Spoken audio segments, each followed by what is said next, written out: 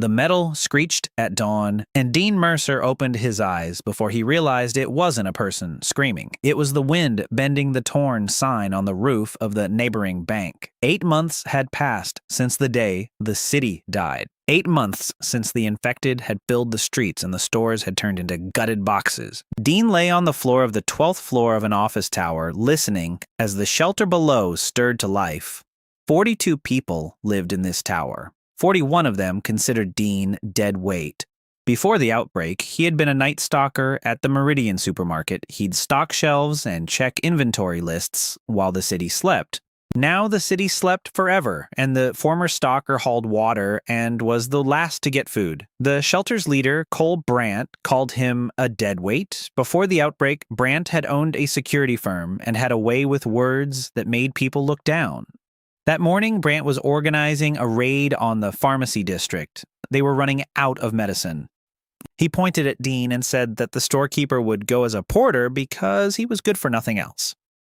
The scout, Garrett Lowe, laughed and added that if the storekeeper ran, he'd at least distract the dead from the living. Dean silently picked up his backpack. He was used to keeping quiet. Silence conserved energy, and in a dead city, energy was worth more than gold. The raid made its way through the jewelry district. The storefront windows had been smashed in the early days. Gold lay in the dust, and no one bent down to pick it up. You can't feed a child with gold.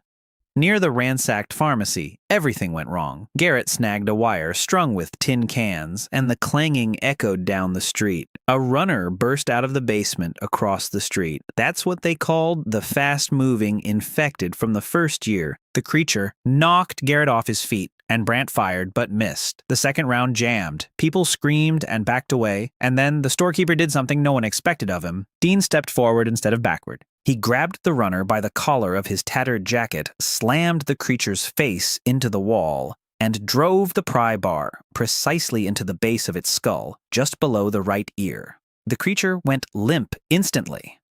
No convulsions. No second blow was needed. It grew very quiet. Brandt looked at the storekeeper as if he were seeing him for the first time. Dean crouched over the body, pulled out a knife, and slit the back of the dead creature's head open with 2 precise strokes. From beneath the bone, he pulled out a dark sphere the size of a walnut. The sphere glowed faintly from within, like a coal beneath the ashes. Garrett asked in a strained voice what it was. Dean replied that it was a core. He said it grew inside the skull of every infected person near the brainstem, and that striking that spot would silence the creature faster than a shot to the forehead. He said this calmly, like a man reading a shipping label. The men were silent. None of them had looked at the back of an infected person's head in 8 months. None of them knew about the cores. But the quiet storeroom attendant knew. Brandt was the first to snap out of his stupor and declared that knife tricks didn't make a porter a fighter, but his voice wasn't the same anymore. The raid had scraped together a pitiful few scraps at the pharmacy, and on the way back, Dean turned toward the ruins of the Meridian supermarket. He said he'd check the old storage rooms. Brandt waved his hand and led the group on. In the back room, behind the collapsed shelves, Dean found an old man. The old man was lying on a pile of sacks and breathing as if every breath were a debt he was taking on. Dean recognized him. Ezra Khan, the former owner of the Meridian, the very same old man who had once hired a young man with no education and taught him to read the warehouse like a book. Ezra recognized him, too. He smiled with his gray lips and said he'd been waiting specifically for the Night Stalker. He placed a heavy copper key with a faceted head into Dean's palm. The metal of the key was warm, as if it had just been taken out of the fire. Ezra said the store wasn't dead. He said the real Meridian wasn't in this city, but between cities, and that the door opened an hour after midnight and stayed open for exactly 60 minutes. He said they didn't pay for goods there with money. They paid with cores and work done. He said he wasn't a customer anymore because his account was closed. Then he asked for water, took 2 sips, and died with his eyes open. Dean closed his eyelids and sat beside him until dark. He returned to the shelter just before lights out. Brandt took half of the bandages he'd found from him to contribute to the communal pot and called it a tax. Dean didn't argue. He lay in his spot by the cold radiator, clutching the warm key in his pocket. At 1:45, he got up and went out through the fire escape. The city at night smelled of rust and rot. Dean made it to the Meridian in 20 minutes, darting from shadow to shadow. He stood by the unloading ramp where he'd worked for 4 years. Exactly 1 hour after midnight, the wall trembled. A glowing line ran across the concrete, tracing a doorway where there had never been one. The copper key in his pocket grew hot. Dean inserted it into the newly appeared keyhole and turned it. The door opened without a creak. Behind it, a steady white light shone. Dean stepped inside and froze. Before him stretched a sales floor that couldn't possibly exist. A clean floor, full shelves, neat rows of merchandise with price tags. Only the prices were strange. A can of stewed meat was priced at 1/10 of a core. A machete with a rubber sheath was priced at half a core. A box of 12-gauge shotgun shells was labeled 2 kernels. Some of the shelves were empty, while others were covered with gray film through which the vague silhouettes of merchandise could be seen. An open, leather-bound book lay at the cash register. The page was blank. Then, lines of ink began to run across it of their own accord. The book welcomed the new keyholder and introduced itself as the accountant. It explained that the inventory is updated randomly every night. It explained that payment is accepted in the form of cores from any infected individual and that the exchange rate depends on the core's maturity. It explained that locked sections are unlocked not with money but with work. At the bottom of the page, the first entry in the receipt. The store challenged the keyholder to bring 3 runner cores by the end of the following night. The reward was the opening of the tools section and a permanent discount of 1/10. Dean placed his only core on the counter. The ink counted it and valued it at 1 core plus a quarter for maturity. Dean took 6 cans of machete stew and a coil of rope. The remainder was charged to his account as the first line. As he was leaving, the light behind him began to fade. The door dissolved into the concrete exactly 60 minutes after it had opened. Dean stood in the darkness, clutching to his chest food that hadn't been available in the city for half a year. And then, behind him, glass shattered, Garrett Lowe emerged from the shadows of the loading ramp. The scout stared at the solid concrete wall where the door had just been. His face was as white as paper. Dean Mercer, a former Night Stalker, had been considered dead weight at the shelter, but during the raid he killed a runner with a single blow and was the first to show people that infected brains cores. The dying supermarket owner, Ezra Kong, handed him a copper key to the Meridian store, which opens 1 hour after midnight for 60 minutes and trades for cores and completed delivery slips. Dean made his first purchase, received an assignment to bring 3 runner cores, and on his way out was caught by the scout Garrett, who had seen the disappearing door. Garrett stood motionless, shifting his gaze from the wall to the cans of stew in Dean's hands. Then he said he'd been following the trail from the tower itself because he didn't believe the story about the storage room. He said he'd seen a light in the concrete and a door that wasn't there. He asked what it was. Dean could have lied. A lie would have been safer, but the scout had already seen too much, and a dead scout would have cost Dean what little conscience he had left. Dean told him everything. About Ezra, about the key, about the hour after midnight, about the prices in the cores. Garrett listened, his fingers clenching and unclenching of their own accord. Then he said that just that morning, he'd thought of Dean as a nobody and that he was ashamed. He said this while looking at the ground. Dean replied that shame could be paid off with work and that the store needed 3 cores by the end of the following night. Garrett lifted his head and for the first time smiled at him as an equal. The 2 of them went hunting together. Dean explained as they went. Runners go blind in complete darkness and are guided by sound. A blow to the spot just below the right ear silences the creature instantly. A core matures based on the duration of the infection, and older creatures are more valuable. Garrett asked how the storekeeper knew all this. Dean replied that he'd spent the first 3 months of the epidemic alone in the basement of the Meridian, and that he'd had plenty of time and plenty of dead neighbors to study. Garrett fell silent for a long time. By 4 in the morning, they'd taken down 2 runners in the parking lot by the dairy plant. Dean took them out while Garrett provided backup. They found the third one at dawn in the back of an overturned van. Garrett cut open the back of his own head and removed the core himself. His hands were shaking, but he managed. They returned to the hideout separately so as not to provoke Brant. That afternoon, Dean distributed 4 cans of stewed meat to families with children. He did this discreetly through the old cook, May, but nothing stays quiet in a hungry house. By evening, the whole tower knew about the cans. Brant summoned Dean to his office on the 11th floor.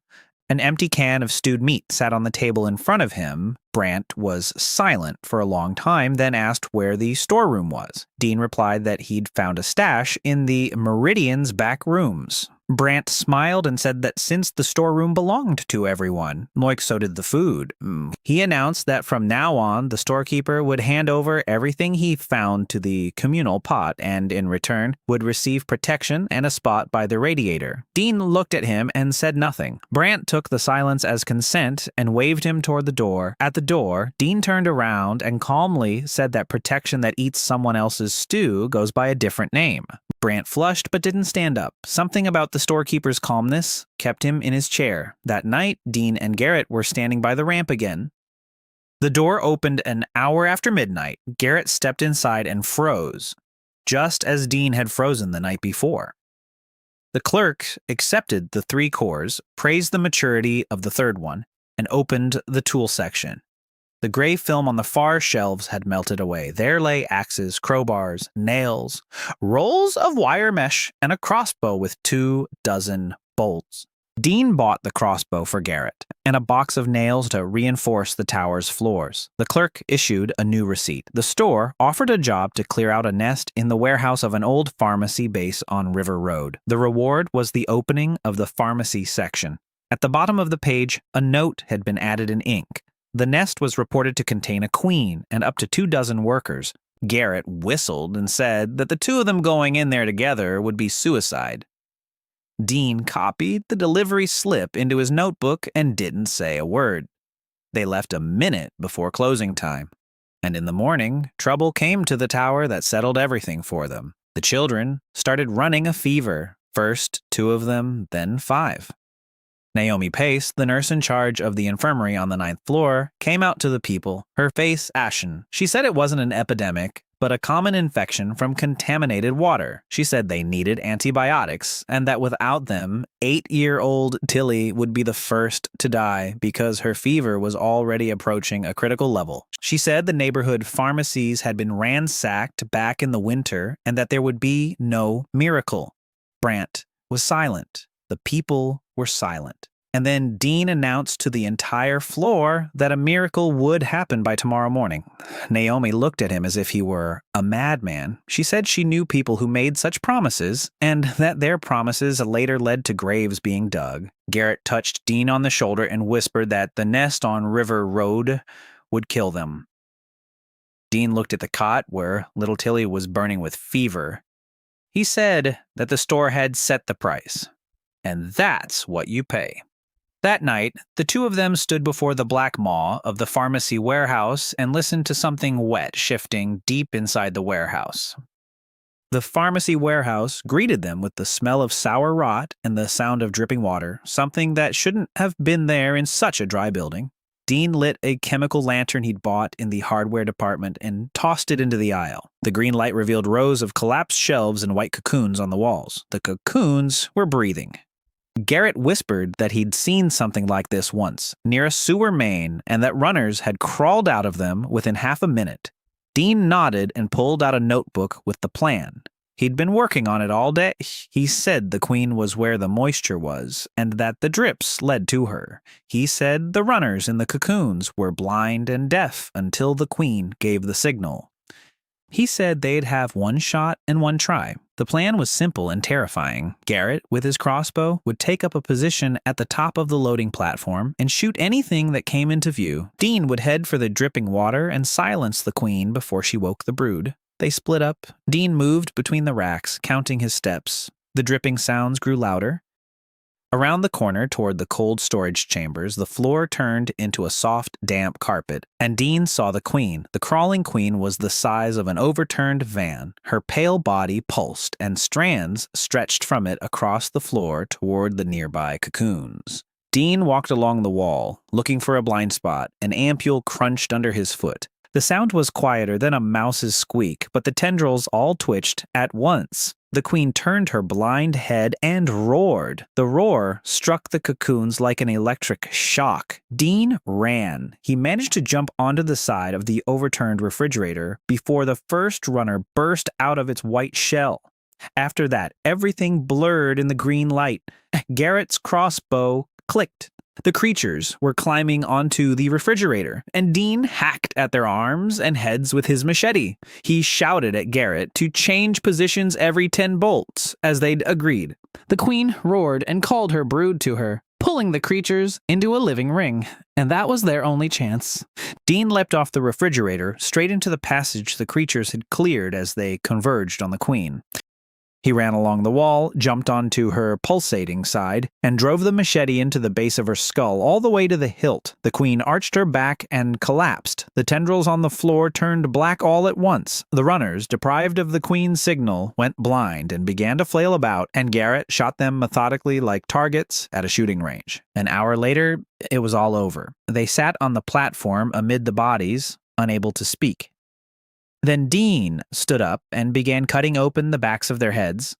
21 runner cores and one enormous queen core the size of a fist. It glowed, not with a gray light, but with a deep amber light. By midnight, they were standing at the meridian ramp, staggering from exhaustion. The accountant accepted the report, counted the cores, and valued the queen's core at 20 cores. A gray film slid off the long row against the eastern wall. The pharmacy section opened. White shelves, boxes of bandages, ampules, vials, and neat packages of antibiotics with a price tag of 2 cores per course. Dean bought 6 courses of fever-reducing medication, a bandage, and a collapsible IV stand. The accountant entered a new line and announced that the key holder had been awarded supplier reputation for clearing out the nest, and that starting next week, the store would accept orders for specific items at double the price. By dawn, they had reached the tower. Naomi met them on the 9th floor staircase. She looked at the dirty, unsteady men and began to say something bitter about empty promises. Dean silently set the backpack in front of her and opened it. Naomi stopped mid-sentence. She picked up a package of antibiotics, held it up to her eyes, read the label, and her hands began to tremble. She said that even the central hospital hadn't had such medications before the epidemic. She looked at Dean with a completely different expression. Then she turned and ran to the infirmary. By noon, Tilly's fever had gone down. By evening, the girl asked for something to eat. Naomi went out to the people and said in front of everyone that she had been wrong and that the storekeeper had done the impossible. The tower buzzed with excitement. People approached Dean, touched his shoulders, and looked into his eyes. May was crying. Garrett stood nearby, smiling like it was his birthday. Only Brant watched it all from the 11th floor, his face like that of a man standing on a swaying ladder. That night, Brant didn't sleep. He understood one simple thing. Power was based on rations, and those rations were no longer coming from him. He summoned his man named Sawyer and ordered him to find Yargo Slate's people in the southern districts. The whole dead city knew the Rusty Dogs gang. The dogs lived off plundering the survivors and controlled the southern intersections. Brant ordered a message to be sent to Yargo that a man had taken up residence in the tower with a miracle warehouse full of food, medicine, and ammunition. He ordered them to say he was ready to open the gates in exchange for a place in the new order. Sawyer disappeared into the night. And 2 days later, at dawn, the tower was roused by the roar of engines. 3 trucks, clad in rusty metal sheets, rolled out onto the square in front of the entrance. A man climbed out of the lead truck, wearing a dog fur coat over a bulletproof vest. Yargo Slate craned his neck toward the windows and shouted across the plaza that he had come for the warehouse and for a man named Mercer. He shouted that he was giving them until sunset. Then he fired a shot into the air and sat down on the hood to wait. The tower was in an uproar. People were rushing about on every floor, and every other person was looking at Dean. Brant gathered everyone in the lobby and spoke first. He said the gang had come for the storekeeper and his secret stash. He said one man wasn't worth 40 lives. He suggested handing over Mercer and paying a ransom. The crowd murmured in disarray. Naomi shouted that this one man had saved their children. Garrett stood next to Dean and placed his hand on his crossbow. Dean raised his palm, and silence fell. He said he would go out to face the dogs himself, but not today, and not the way Brant wanted. He said that Yarg had 3 trucks and a dozen or 2 guns, and that after the ransom, the dogs would come back anyway because cash cows never go out of style. He said he knew this type of operation from the shipping documents. First they take half, then they take it all. He asked the tower for 1 night. The people looked at the man who had produced antibiotics out of nowhere, and the people gave him that night. Now, Yarg, for his part, changed his mind about waiting until sunset. His scout reported that the tower was fortified and that a head-on assault would wipe out half the gang. Yarg was greedy but not stupid. He moved the trucks a block away and set up camp, deciding to take it by siege and starvation. That was his mistake. The siege gave Dean time, and time near the midnight store was worth an army. An hour after midnight, Dean and Garrett were standing at the register, and the cashier was taking the largest order in the history of their account. Dean laid out all his accumulated cores and the remainder of his amber proceeds. He took 2 pump-action shotguns, a box of buckshot, 4 tripwires with signal charges, 6 anti-personnel traps, a coil of barbed wire, and 3 smoke grenades. The clerk printed out a receipt marked urgent. The store urged the keyholder to defend his stronghold and promised to open a workshop if he won. A line was added in small handwriting. The clerk explained that the buyer's stronghold was the store's asset and that the store didn't like to lose assets. For the first time, Dean smiled at the ledger. Until dawn, the tower worked without a moment's rest. Dean arranged people like merchandise on shelves, a place for everyone, a task for everyone. Traps were set in the access tunnels. Tripwires encircled the first floor. Netting covered the breaches. Naomi set up a first aid station closer to the stairs. May boiled water. Even the teenagers were hauling sandbags. Brant walked among the workers like an outsider, and no one waited for his orders anymore. The dogs struck at dawn on the 3rd day. When they decided the tower had been weakened by hunger, they advanced confidently like masters. The first trap snared the lead man with a crunch and a scream. Tripwires lit up the hall, and buckshot struck point blank from the stairwells. The dogs retreated, leaving 4 men on the floor. Yargo flew into a rage and drove the men on a second assault through the unloading ramp. There, barbed wire, Smoke, and Gara with a crossbow, firing from within the smoke without a flash. By noon, the gang had lost 9 men, and Yargo realized the cows were butting heads. He changed his tone and stepped out onto the square with a white rag. He shouted that he wanted to speak with Mercer. Dean stepped out onto the 2nd-floor balcony with a shotgun slung over his shoulder. Yargo shouted that he was ready to leave in exchange for a bribe, and that he'd been told the warehouse was bottomless. Dean asked who had said that. Yargo laughed and pointed at the windows on the 11th floor. He shouted that one of Brant's men had personally brought him the address and the price. Everyone in the tower's lobby heard it. People slowly turned toward Brant. Brant took a step back and started to say it was a lie, but Sawyer, standing in the crowd, couldn't bear Naomi's gaze and lowered his head. That was enough. The crowd growled muffledly. From the balcony, Dean told Yago there would be no ransom. He said he was offering something else. The dogs would withdraw from the southern junctions and leave the caravans heading for the tower alone. And in return, the tower would sell them food and medicine once a week in exchange for projectiles at a fair rate. Yago snorted and asked why he should buy something he could just take. Dean replied that over 3 runs, Yarg had already paid with 9 men for 6 Kapkan units, and that the math wasn't on his side. Yarg was silent for a long time. Then he spat, said he'd think it over, and drove the trucks south. It wasn't peace, it was a pause. But the tower erupted in a shout, as if after a victory. That evening, the people gathered of their own accord in the hall, and the question of leadership was settled without a vote. Brant was brought to the center. He looked at Dean and awaited his sentence. Dean said that exile in a dead city was a death sentence, and he was no executioner. He said that Brant would live in the tower on equal terms, hauling water and receiving food last. He said that the storekeepers knew the price of being last in line. Brant opened his mouth and closed it again. Something inside him broke, and something else took its place. That night, Dean and Garrett accepted their reward from the accountant. The tarp slid off the west wing of the hall, revealing the workshop, work benches, machinery, boxes of tools, and raw materials. A price list for services.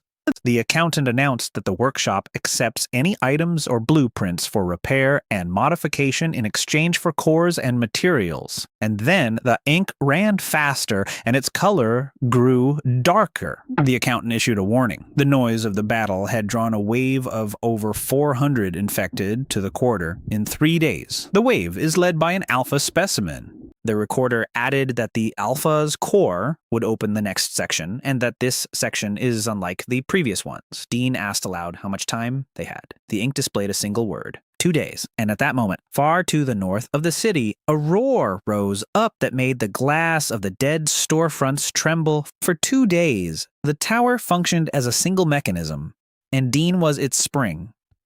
Meridian's workshop worked through both nights without a break. On the first night, Dean turned in 24 water pipes for modification and received a bundle of copies with red-hot tips.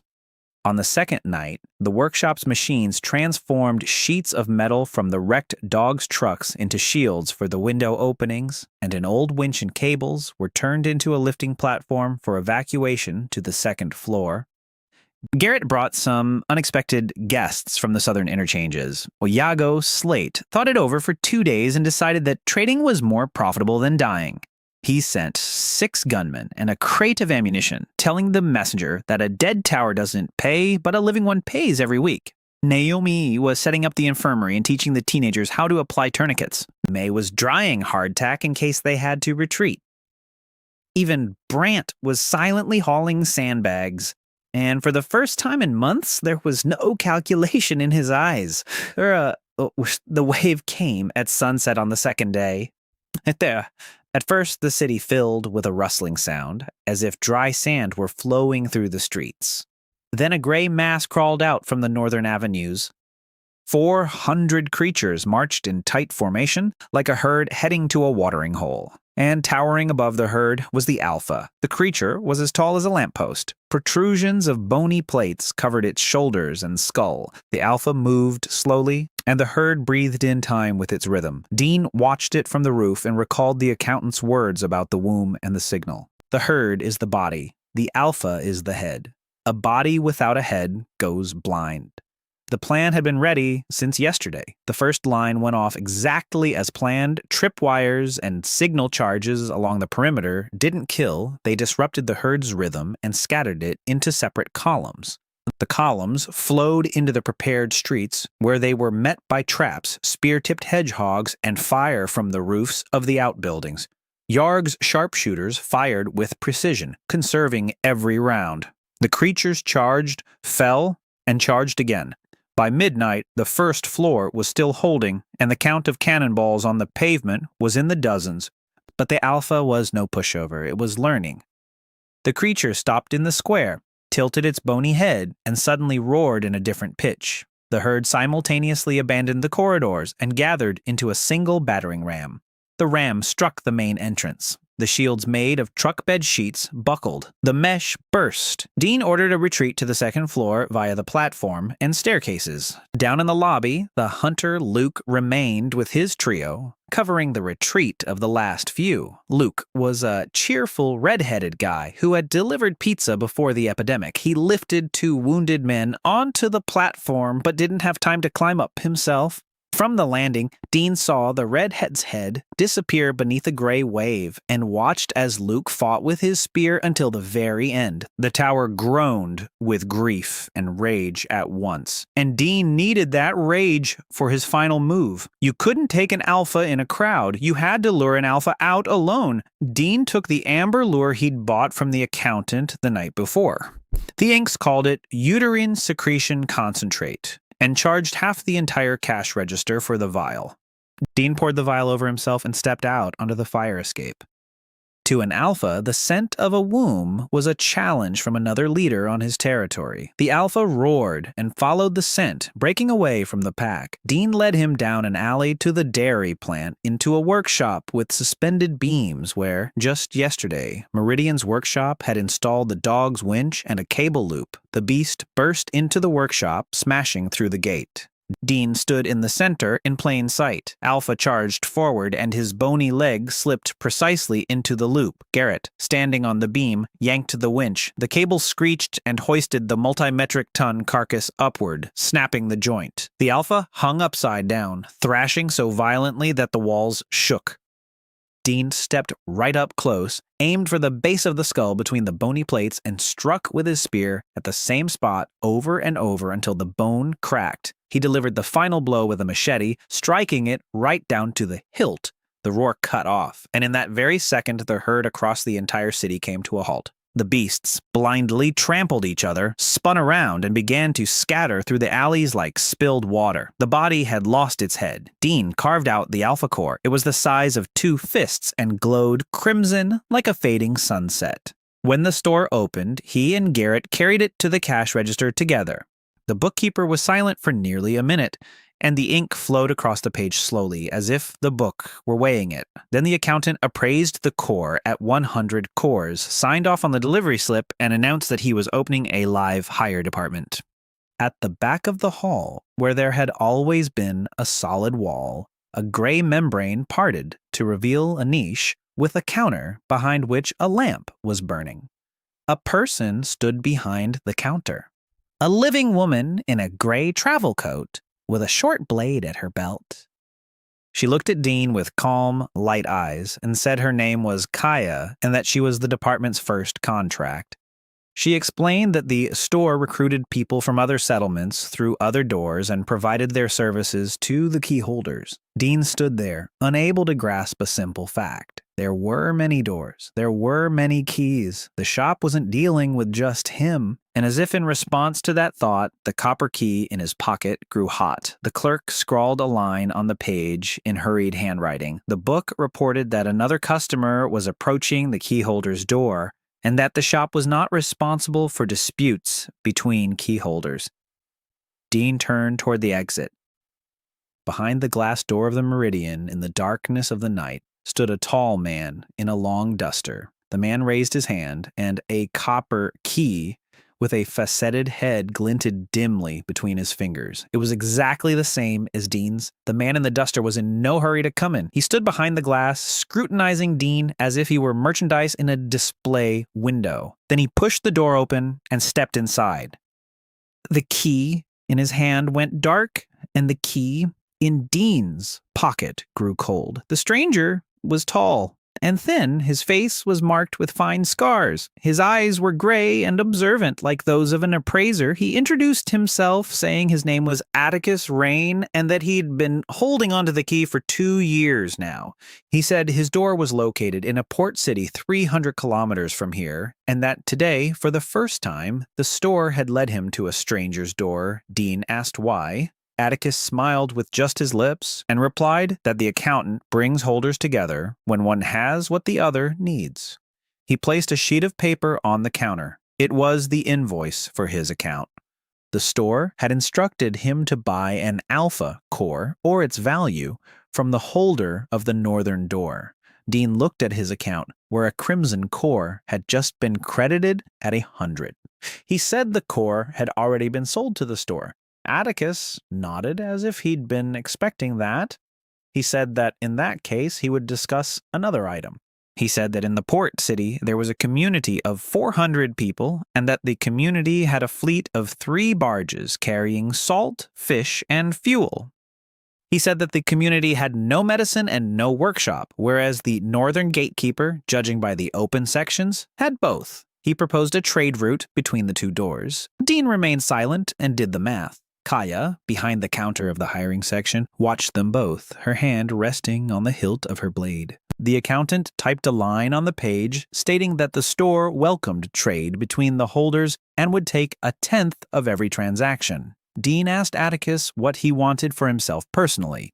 For the first time, Atticus looked him straight in the eye and said he wanted to survive. He said that at the port, a man named Magnus Vale was backing him. He said that Vale held the key to the third door and that Vale didn't trade. Vale takes. He has subjugated 2 settlements, burned those who opposed him, and is now collecting cores by the thousands, buying up enough weapons in his store to wage a small war. He said that Vale is searching for the remaining doors, and that sooner or later, he'll find this one. The clock above the cash register showed that there were 12 minutes left until closing time. Dean made his decision as he accepted the delivery slips quickly and decisively. He said the route would be set, the first caravan in a week, medicine and workshop labor in exchange for fuel, salt, and gunpowder. He said he wanted to know everything about Vale and that he'd pay extra for that information.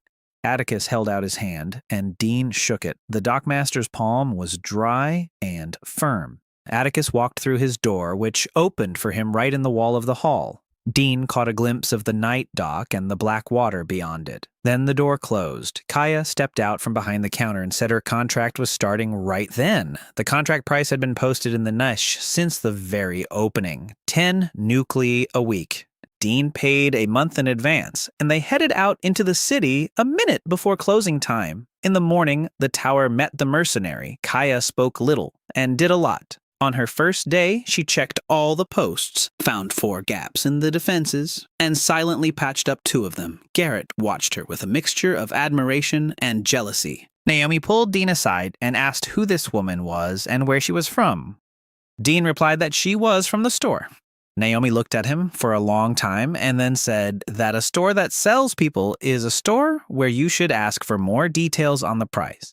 Dean remembered those words. The week passed in work. At night, the workshop sharpened spearheads and repaired the dog's weapons in exchange for projectiles. Yargo came himself, bringing sacks of projectiles and leaving with ammunition and medicine. He no longer looked at the tower as if it were a cow. He looked at it as if it were a bank. Dean's people cleared out a floor for storage, and May started a ledger modeled after the accountant's. Tilly ran up and down the stairs, and the whole house could hear her laughter. And on Friday, Atticus's first caravan arrived through the Meridian Gate. 2 carts, a crate of salt, and a barrel of gunpowder rolled right out of the wall, leaving the tower's porters speechless. In return, they took antibiotics, bandages, and 3 crates of repair supplies. The accountant took his cut and jotted down a satisfied, neat line noting that the door's turnover was growing. But along with the caravan, Atticus had passed on a rolled-up sheet of paper. Dean unrolled it that night. It was a map of the coast with markings. 3 areas were circled in red and labeled as Vale's lands. A 4th circle marked their town. Inside the circle was a single letter, a question. Atticus had added a note at the bottom stating that a man from Vale named Creed had begun buying up maps of the northern roads at Vale's store a week ago. Dean sat poring over the sheet until dawn. He understood the language of the waybills. Someone had already listed their town as part of someone else's order. At dawn, he was awakened by the alarm bell. A sentry on the roof was shouting that a convoy was approaching from the south along the highway. Dean went upstairs with his binoculars. 12 vehicles were traveling down the deserted highway. Armored sides. The lead vehicle flew a flag Dean didn't recognize, a black circle on a white field. Kaya stood beside him, looked, and said one word. Vale! Atticus Rain, the keeper of the port door, struck a deal with Dean for a trade route between the shops and warned him about the third keeper, Magnus Vale, who subjugates settlements by force, buys up weapons, and searches for others' doors. Kaya began a contract for 10 nucleons a week, reinforced the tower's defenses, and the first caravan passed through the door successfully, and the accountant takes a tithe from intergate trade. Atticus handed over a map where Dean's city was marked with a question mark in connection with a request from a man named Creed working for Vale, and at dawn, a convoy of 12 armored vehicles flying Vale's black and white flag approached the tower. The convoy came to a halt a kilometer from the tower and remained stationary for an hour. Dean watched through his binoculars and analyzed it as if it were a shipping manifest. 12 vehicles. The sides were covered in homemade armor, but the welds were smooth and factory quality. The men got out to stretch their legs and lined up without being ordered to do so. This was no gang. It was an army on rations. A single pickup truck with a white rag on its antenna broke away from the convoy and pulled up to the square. 3 men got out. Leading the way was a stocky man with a clean-shaven head and a tablet in his hand. He introduced himself as Creed, an envoy of Governor Vale, and asked to speak with the Master of the Door. That's exactly what he said. Master of the Door. Dean went down to the square with Kaya and Garrett. Creed eyed him without hostility, the way one might examine a machine before buying it. He spoke politely and monotonously, as if reading from a price list. He said that the ruler of Vale was uniting the settlements along the coast and the central roads into a new country. He said that every door was a state resource, not a private shop.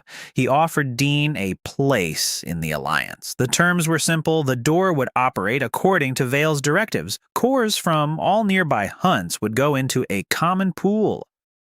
The owner would be appointed commander and receive military protection. He said they'd even brought a flag for the tower. Dean asked what would happen if he refused. Creed smiled for the first time and replied that there had been no refusals yet. There had been 2 misunderstandings, and both had ended in fire. He said this without a hint of threat in his voice, yet it sent a chill down Dean's spine. Dean replied that he'd think it over until tomorrow. Creed nodded, jotted something down on his tablet, and drove off to join the convoy. That night, at the store, Dean laid everything out for the recorder. He asked point blank whether Vale could take someone else's door. The ink flowed slowly. The recorder explained that the door was tied to the key and the key to the holder. The key could not be stolen or taken by force. A key could only be voluntarily handed over or inherited upon the holder's death. Dean reread that last word 3 times. Upon the holder's death, the key seeks a new owner among those who were nearby. That was how Vale collected doors. He didn't steal keys, he buried their owners. Kaya, standing at the cash register, said she had seen the Garland hearth after Vale's arrival. She said that the holder there had drowned in his own well, and a day later the Garland door was already opening for Commander Vale. Dean asked how she knew that.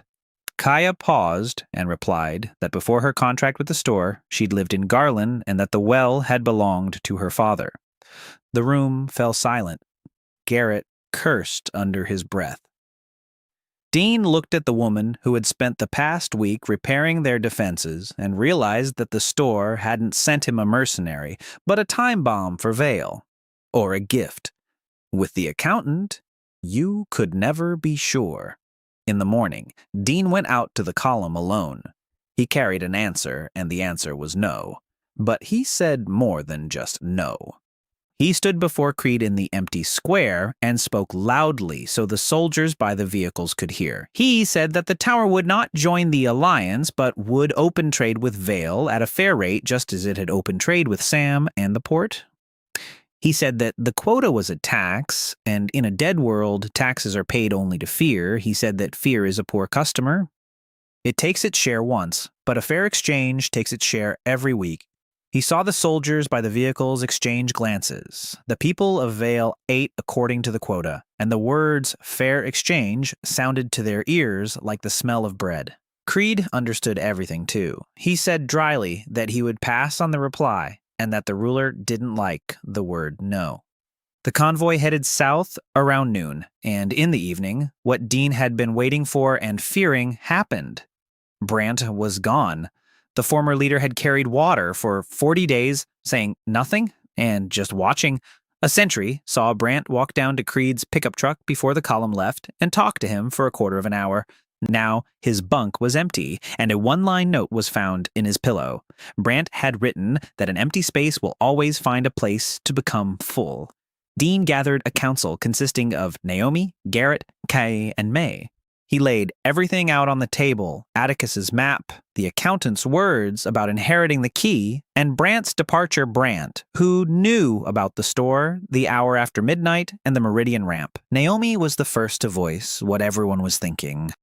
Vale now knows that it's not the tower he needs to kill, but a single person. The hunt will be on Dean. Kaya nodded and added that Vale wouldn't launch an assault. He'll send quiet people. There was no assault in Garland either. There was a well. The council decided on 3 things. Dean no longer goes out alone. Nighttime trips to the door take a different route every time.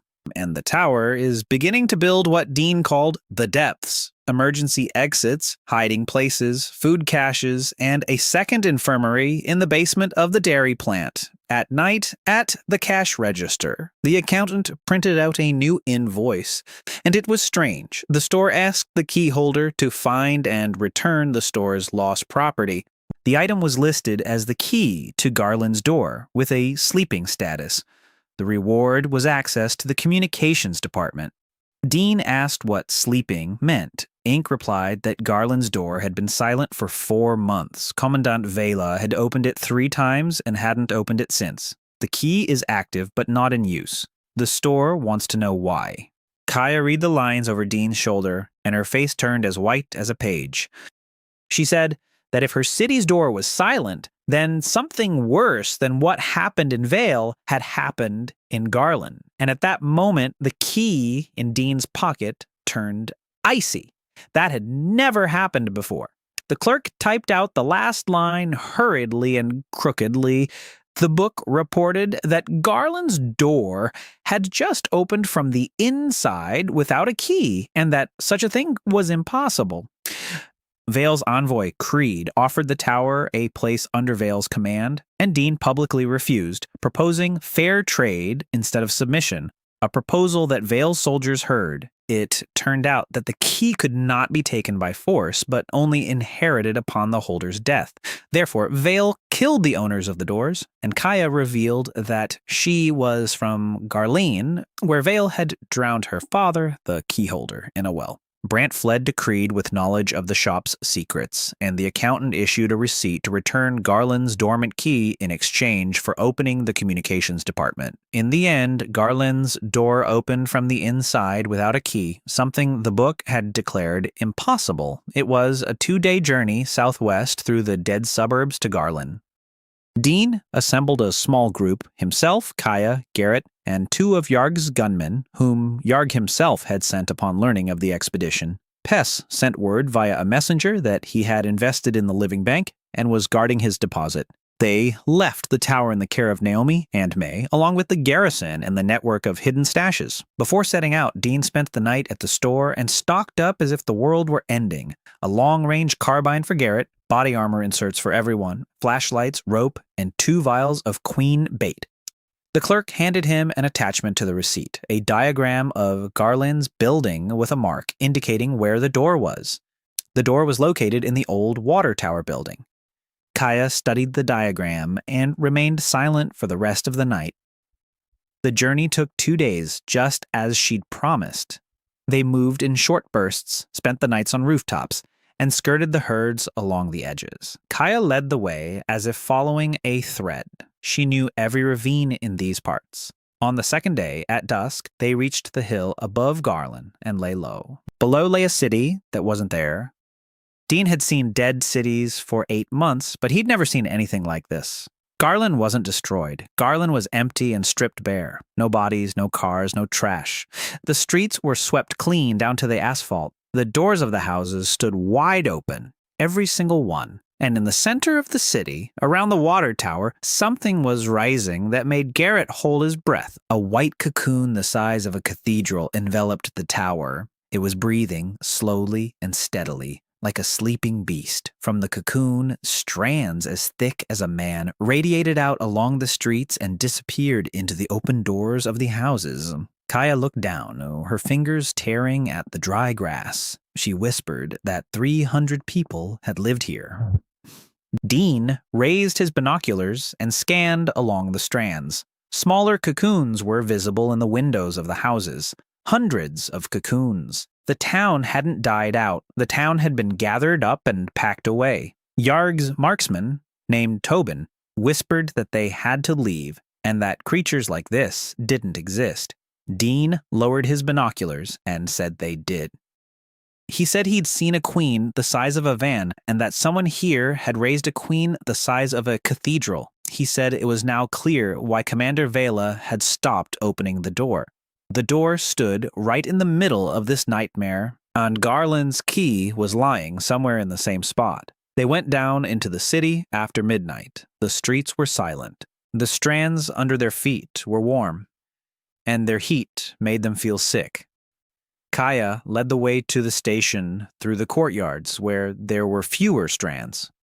Right at the station, in the former Waymaster's office, they found the commandant. Vale's man sat at the table, dried up to the bone. He hadn't been infected, and he hadn't been eaten. He had died of thirst without ever leaving the room. His diary lay on the table, and Dean read it by the light of a red lantern. The commandant had written that the creature had arrived a week after the city was overrun, not from the streets, from underground, through the old water tunnels. It didn't kill people, it called to them.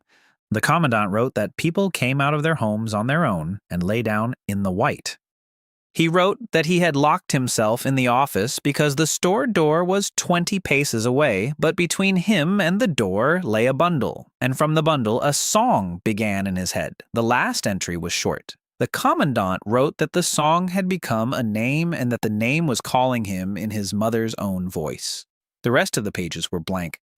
Garland's key hung around the dead man's neck. Dean took it off, and the copper metal was as cold as it had been back in the store. It was 20 paces to the station door, across the main bundle. Dean went first, and on the 10th pace he heard the singing. The accountant wouldn't have lied even if he could. It was worse than a call. The quiet voice of Ezra Khan called him by name and promised to show him where everything lost lay in the warehouse. Dean walked through the voice as if through water, counting his steps aloud. Counting was his old armor. Storekeepers count, and counting leaves no room for singing. 20. He inserted the icy key into the keyhole of Garland's door and turned it. The door opened onto a familiar white light, and the stench of the store wafted out, and in that very second, the cathedral behind him stopped breathing. Silence fell over the city like a lid. Then all the cables on every street jerked at once, and hundreds of cocoons in the windows of the houses began to burst with a wet crack. Kaya shouted that the creature had. Garland's people were emerging from the doors of the houses onto the swept-clean streets. White, hollow-eyed figures fused with shreds of cocoons. They weren't running. They were walking at a steady pace from all directions toward the station, and they were all silent. 300 people were silent as one. Dean shoved the group through the open store door. Tobin was the last to rush in, and Dean slammed the door shut in the faces of the white figures. Inside was the same Meridian Hall, but with a different entrance. The holders' doors led into the same store from different sides. The clerk was already waiting at the register, and ink was racing across the page faster than Dean could read. The book accepted Garland's key, scanned the delivery slip, and opened the communications section. A map of the continent with door markers appeared on the wall behind the cash register. 8 markers, 3 glowed red in the lands of Vale. 1 glowed green in the north, home. 1 glowed blue at the port, Atticus. Garland's key glowed white and then went dark, entering sleep mode. 2 more dots to the east glowed a steady yellow, and 1 dot in the center of the map pulsed black. The recorder displayed a line of text beneath the map. The book reported that the black dot was not a door. The black dot was what remained of the door that had been eaten. Dean asked who eats doors. The ink stopped flowing for the first time since they'd met. Then the recorder wrote slowly and crookedly, as if with great effort. The book reported that the store had a competitor. On the way back, the group exited through the north door directly onto the Meridian ramp, and the 2-day journey home took a single step. Tobin sat down on the concrete of the ramp and stared for a long time at the blank wall behind him. Then he said that now he understood why Yargo had gone all in. News was waiting for them at home, and it was all grim. Naomi reported first. During the time they'd been circling the tower, they'd spotted outsiders 3 times. Quiet people with good optics on rooftops half a kilometer away. They were left alone, and they didn't approach. Kaya said they were Vale surveyors, and that the same thing had happened in Garland near the well. The second piece of news was lying on the table. Yargo had sent a letter with the caravan scrawled like a chicken's scratch. The dog wrote that at the southern junctions, his men had been stopped by a column from and had politely warned that soon there would be one master and one tax on the roads. Yargo asked directly, when would it begin, and whose side should he take? Dean set the letter aside and thought that the world had turned upside down. Yesterday's robber was asking the storekeeper whose side to take in the war. The third piece of news came with the night. At the store, the accountant had the communications department operating at full capacity. The map on the wall now showed not only doors, but also lines. Thin, glowing threads stretched between the dots, and the accountant explained that these represented the trade volumes of all the holders. Vale's red dots were entwined with thick bundles of threads. His trade volumes were enormous, but all of Vale's threads were pointing in one direction, inward. He was only accumulating wealth. The accountant displayed the figures available to the communications department. Vale's balance stood at 11,000 cores. Dean looked at his own balance, 340. Garrett whistled and asked what one could buy with 11,000. The ink replied without a pause. The book reported that last week the holder of the southern doors had requested a price list for the heavy weapons department from the store and had put down a deposit. Dean asked how much the deposit was. The accountant wrote that it was 3,000 and that the department would open to the buyer in 12 days. 12 days. Dean stood in front of the map and saw the war before it began, just as one sees a fire by the smell of smoke. Vale would arm itself and move from point to point. First the yellow doors of the east, then the port, then the north. And then Dean asked the accountant a question he'd been mulling over since Garlane. He asked what the store itself wanted. The ink didn't move for a long time. Then the book replied at length, and for the first time, not like a price list. The accountant wrote that the store lives by turnover. Turnover is life, and accumulation is death. A holder who hoards and swallows others' doors stops the turnover. A holder who fosters exchange accelerates it. The store does not interfere in the holder's disputes, but the store chooses whom to open which departments to. At the bottom of the page, a new invoice appeared, and Dean read it twice. The store was offering the holder of the northern door the chance to form a trade union of at least 3 doors with a combined turnover of 1,000 nuclei per month. The reward was the opening of a department not listed in the general price list. The department's name was written in old, deep ink. The Foundation's Department. Dean asked what was sold there. The clerk replied with a single line. The book stated that the department sold the materials used to build cities. For the next 10 days, Dean hardly slept at all. He worked as hard as he had on his best nights at the warehouse during the annual inventory. Through the communications department, he spoke for the first time with the holders of the yellow doors of the east. There were 2 of them, the old woman Imogen, who guarded the door at the farmers' commune in the valley, and the Rook twins, who guarded the door at the railroad junction.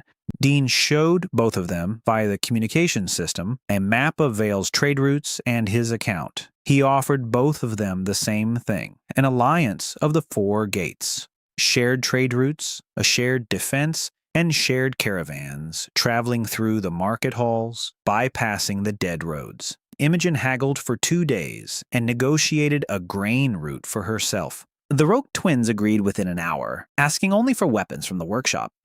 Atticus at the port said he had been waiting for this conversation since their first meeting. On the 11th day, the Alliance organized its first joint caravan. Grain from the valley went to the port. Fish from the port went north. Medicines from the north went to the hub. And rail iron from the hub went to the workshop. The accountant counted the turnover aloud all night, and his ink was almost cheerful. 1,140 kernels for the month ahead. The invoice was closed, and on the night before Vale's deadline, the plastic sheeting was removed from the last blank wall of the hall. The foundations department was small, a single shelving unit. On the shelving unit lay items that made Dean's throat go dry. A seed bank for 1,000 hectares, a generator with a resource that was eternal by this world's standards, a water treatment plant in a container, a printing press, a box labeled school, and a box labeled court. And on the bottom shelf, lying separately under a glass cover, was an object, a plain copper key with no engraving. The price tag read 10,000 nuclei. The accountant explained that it was the key to a new door. The holder is free to place it wherever they wish and assign it a new owner. Dean stood in front of the shelf and for the first time in 8 months saw not mere survival, but a future. And on the 12th day, the future struck first. At dawn, the communications department howled. The book had never made a sound like that before. On the map, the blue dot marking the port flickered with a jagged light. Atticus came on the line, and his voice, coming through the ink, was as choppy as the signal. He reported that Vale's barges were anchored in the harbor's roadstead, that there was fighting on the piers, and that Vale's heavy division had opened a day ahead of schedule. The last line of his transmission landed crookedly on the page. Atticus wrote that he would hold the piers until nightfall, and that if the North Gate wanted to have the port tomorrow, then the North needed him today.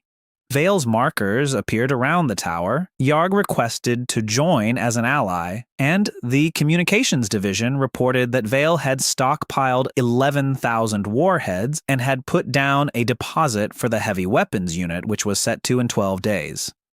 The accountant revealed the store's philosophy of prioritizing turnover over accumulation and advocating for the creation of a trade alliance among the four doors. Dean, along with Imogen, the Rourke twins, and Atticus, opened the foundations department, where seeds, generators, a school, a court, and a new key were sold for 10,000 nuclei. On the 12th day, Vale received the heavy weapons a day and struck the port, while Atticus requested immediate aid from the north, promising to hold the piers only until nightfall. Dean called a meeting before dawn faded from the windows. War had not come to his walls, and therein lay the trap. Half the council said so aloud. Naomi said that the port was far away, that a tower wasn't an army, and that using someone else's dock came at the cost of their own people. May remained silent and looked at Dean. Garrett said that if the port fell, the hub would be next, then the valley, and the north would be left alone against 11,000 nuclear warheads. Kaya spoke more succinctly than anyone else. She said she'd seen what the hotbed looked like as it waited its turn. Dean listened to everyone and decided as he always did. He said that an alliance that doesn't pay its bills on time isn't an alliance. It's a sham. The North is going in, but it's going in not as a mob, but as a spearhead. The Meridian Gate opened an hour after midnight, and that 1 hour the gate was open was their only chance. All day long, the tower had been preparing the vanguard. 30 men, Kaya, Garrett, Tobin, a second marksman, 20 garrison fighters, and 6 dogs that Yargo had sent an hour after the one-line letter. The dog had written that they were defending the bank with everything they had. The workshop had given everything it could manage: shields, armor plates, and grenades made from medical canisters. Dean spent 200 of the 340 projectiles on supplies: shotgun shells, armor-piercing bolts, smoke grenades, and 2 heavy crossbows mounted on stands. The accountant processed everything out of turn and added a line, stating that the store wished its operations good luck. At 1 hour past midnight, the door opened and the vanguard entered the hall. Atticus, for his part, kept the port door open, and 30 men from the north took a step across 300 kilometers. The port was ablaze. Dean stepped out of the door onto the warehouse at the 3rd pier and felt the war with every fiber of his being. The roar of a heavy machine gun from the roadstead, the crackle of fire, screams. Atticus met them, his face black with soot and his head bandaged. His men were holding 2 of the 5 piers. Vale's barges were anchored in the roadstead, pounding the shore without sparing ammunition, because their ammunition supply was now endless. Vale's landing force was gathering on the captured piers for the final push. Creed was in command of the landing force. His bald head was visible on the 5th pier. Dean came up with a plan on the spot based on what was available. The harbor had something the barges didn't: night, water, and knowledge of the seabed. Atticus said that between the 4th and 5th piers ran an old, submerged breakwater, and at low tide you could walk along it chest deep in water right up to the ship's sides. Dean split up the team. Garrett, armed with crossbows and arrows, took up position at the top of the grain elevator. His task was to take out the barge's searchlights. Kaya, with 10 fighters, moved along the breakwater carrying charges from the workshop. Dean and the rest took up positions at the junction of the piers, where Creed was preparing his assault. What followed was the longest night. Garrett took out 3 searchlights with 3 bolts, and the raid was plunged into darkness. Kaya made her way along the breakwater under heavy fire, and the charges from the workshop ripped open the sides of 2 barges at the waterline. The barges sank into the water slowly and menacingly, and heavy machine guns raised their barrels toward the sky. And at the junction of the piers, Dean met Creed's charge with a wall of shields and point-blank grape shot. Vale's men knew how to fight to order, but didn't know how to die for it. By 4 a.m, the landing force had retreated to the last barge, and it pulled away from the pier, returning fire as it went. Creed left with it. The port held. The price lay on the piers, and Dean walked around it until dawn. 8 of his own, 12 of Atticus's men. Tobin sat beside the body of the 2nd gunner, holding his hand. Yarg's mercenaries had lost 1 man, and Dog drank in silence for 3 days afterward. In the morning, among the prisoners, they found the man Dean had been searching for all night. Brant was dragged out of the hold of a grounded barge where he'd been hiding among the crates. The former leader of the tower had served as Vale's guide through the north. They brought him before Dean on the pier, and the port awaited his execution. Brant didn't beg. He stared at the planks and said nothing. Dean looked at him for a long time. Then he said that death was a one-time payment, but Brant's debt was a long one. He said that Brant would work in the harbor clearing rubble under supervision until he had worked off every name on that pier. Atticus smirked and said that the North bargains even with vengeance. That evening, all 4 holders gathered around the map in the store's main hall. It was the first time they'd been together. Imogen arrived from her side with a basket of apples and handed them out to the fighters as if they were her grandchildren. The Rook twins brought rail steel for the pier repairs. The counter lit up with all the lines at once and displayed the total. The Alliance's turnover during the week of fighting hadn't fallen, but had risen because war moved goods faster than peace. And then the communications department showed the very reason why Vale had begun to rush. The red dots on the map shifted. 3 became 2. Vale's far door on the southern cape went dark, and a black dot began to pulse in its place. The 2nd black dot on the map. The counter displayed the lines slowly and very evenly, as if it were forcing its handwriting. The book reported that the competitor had taken over a door on Vale's lands. The book reported that the rival was heading where the doors were silent and gathering because the frozen cycle smelled to him like carrion. The book reported that the holders now had 2 scores to settle. 1 against Vale and 1 against whatever had devoured Garland and the South. Dean stood by the map and watched as a black dot pulsed in time with a breath. He had already heard that breath beneath the white cathedral in the dead, pristine city. And then the map flickered. For the 3rd time, a green dot in the north. His door. His home. Next to it on the map, a thin gray thread emerged and crept toward the tower from the northwest along the course of the old water tunnels. Dean led 30 fighters through the door to aid the port, and in a night battle from the breakwater elevator and the shield walls, the Alliance sank 2 barges, repelled the landing force, and Creed retreated, having lost the piers. Among the prisoners was Brant, whom Dean, instead of executing, sent to work off his debt clearing the rubble. The port held out at the cost of 8 men from the north and 12 port workers. The Union's turnover increased, and all 4 holders gathered around the map for the first time. A rival devoured the far door of Vale itself, turning it into a black dot. The accountant announced that the creature was heading toward the frozen circuit, and a gray thread was already creeping toward Dean's tower from the northwest through the old water tunnels. The gray thread crept slowly across the map. The recorder estimated it would take 3 weeks to reach the city.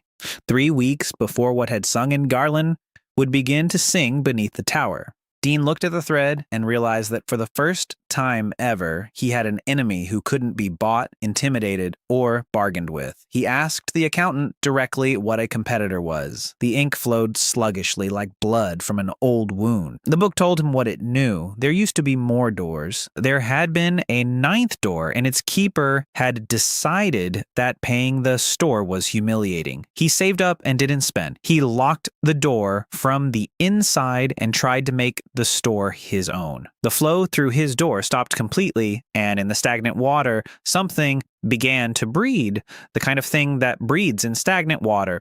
The door devoured itself and its keeper along with it, and what was born from this began to seek out another stagnant flow. It is not a creature from the infected.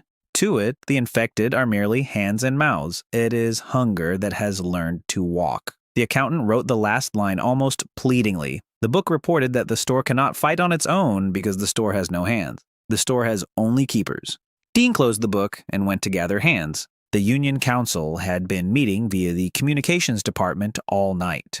Imogen said that her farmers weren't fighters, but her valley could feed any army. The Roke twins said that the hub would provide steel and rail barricades. Atticus said that the port was weak after the fighting but would send its best. And then Dean said something that silenced the communications department. He said they already had an army right under their noses. 11,000 nukes, 40 vehicles, and 300 trained soldiers. He said he would go to Vale. Kaya stood up so abruptly that she knocked over her chair. She reminded him of the well of her father, of Garland.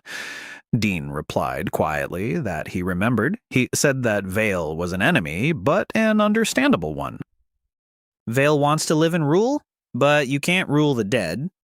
And the creature has already devoured his southern gate and is devouring his lands. He said he wasn't offering Vale friendship, he was offering him a settlement.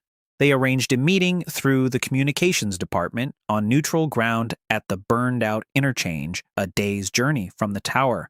Vale agreed sooner than they expected. The loss of the southern gate had shifted something within him. Dean set out with Kaya Garrett and 10 fighters. Vale arrived with Creed and 20 men. Magnus Vale turned out to be different from what Dean had imagined. A short man in his 50s, wearing a clean gray suit amid the end-of-the-world landscape. His voice was even and soft. His eyes were like those of an auditor. He began by blaming Dean for his losses at the port.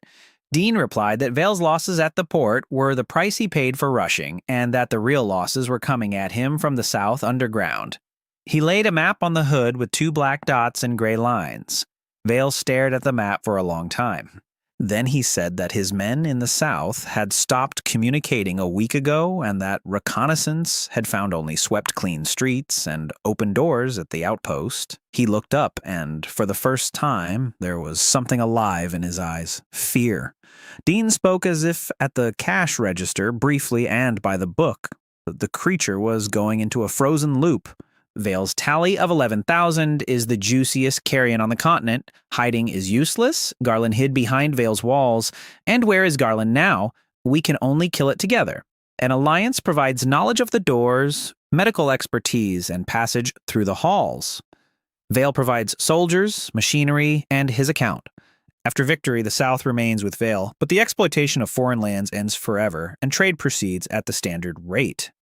Vale asked what was stopping him from devouring the Alliance after victory. Dean replied that it was the same thing that was stopping the Alliance from devouring him, the next beast. A world where everyone is pitted against everyone else will give birth to a new competitor in a year, turnover, or carrion. There is no longer a third world.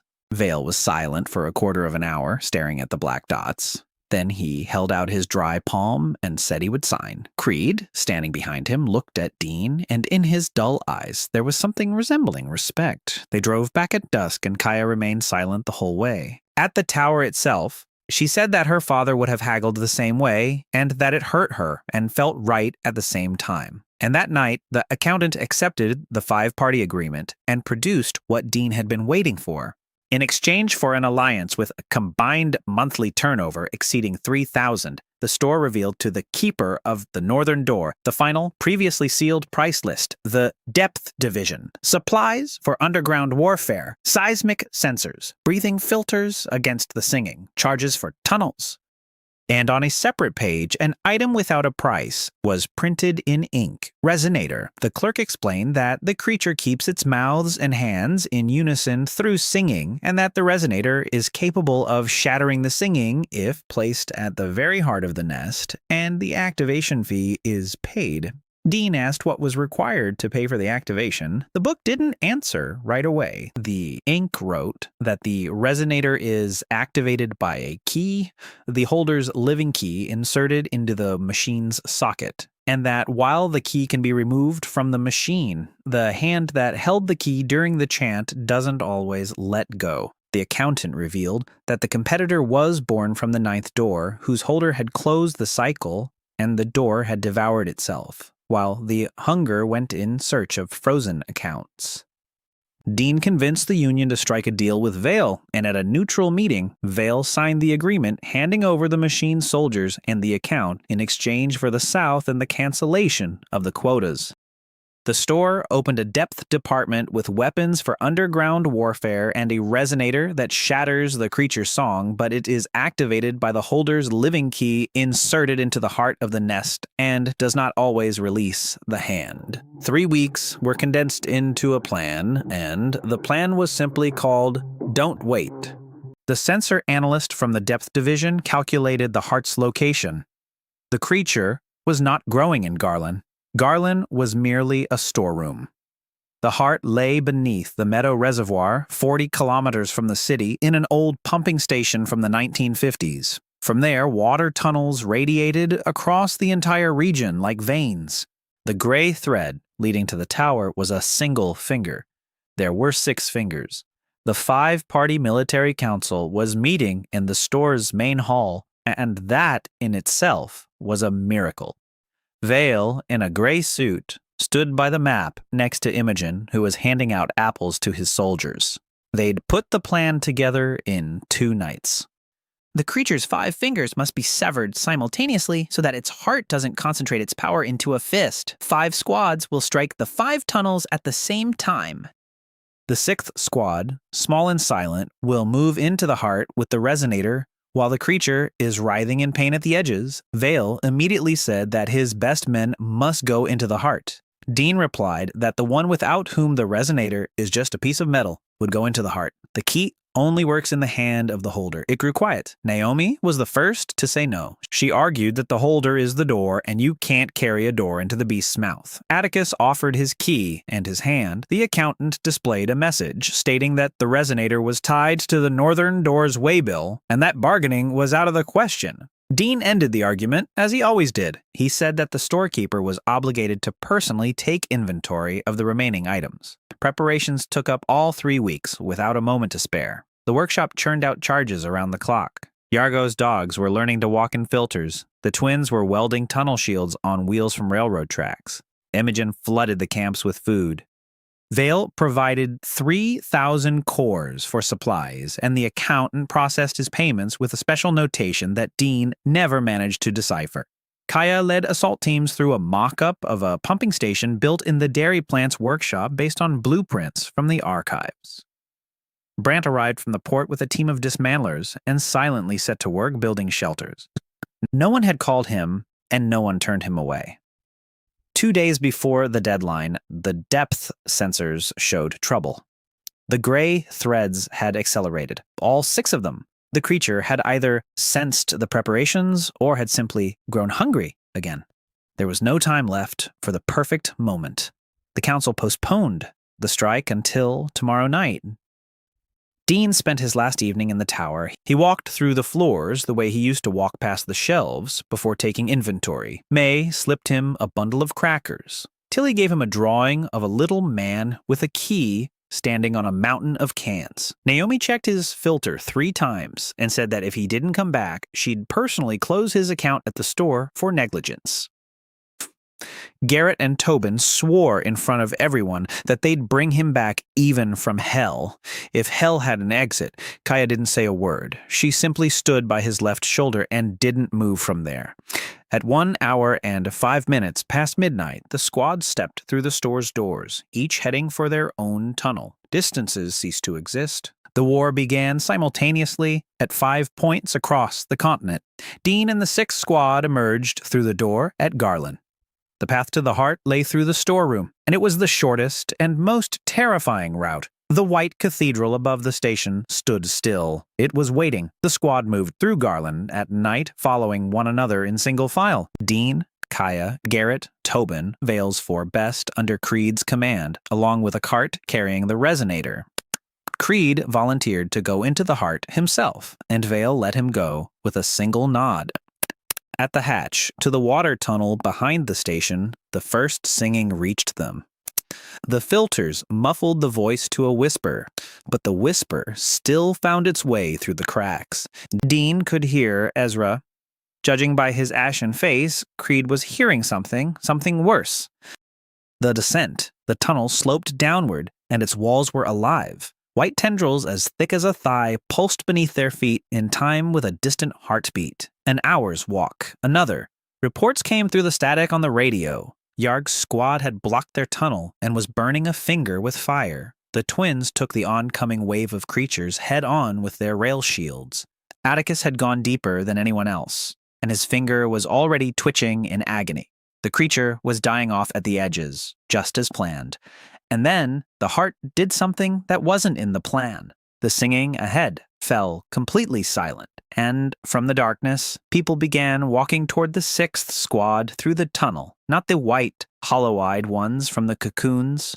Ordinary people in ordinary clothes, carrying lanterns. They were walking and calling out for help by name. The voices were real, alive, and hoarse.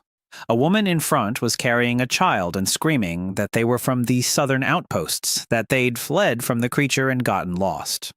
Tobin took a step forward, and Kaya managed to grab him by the collar.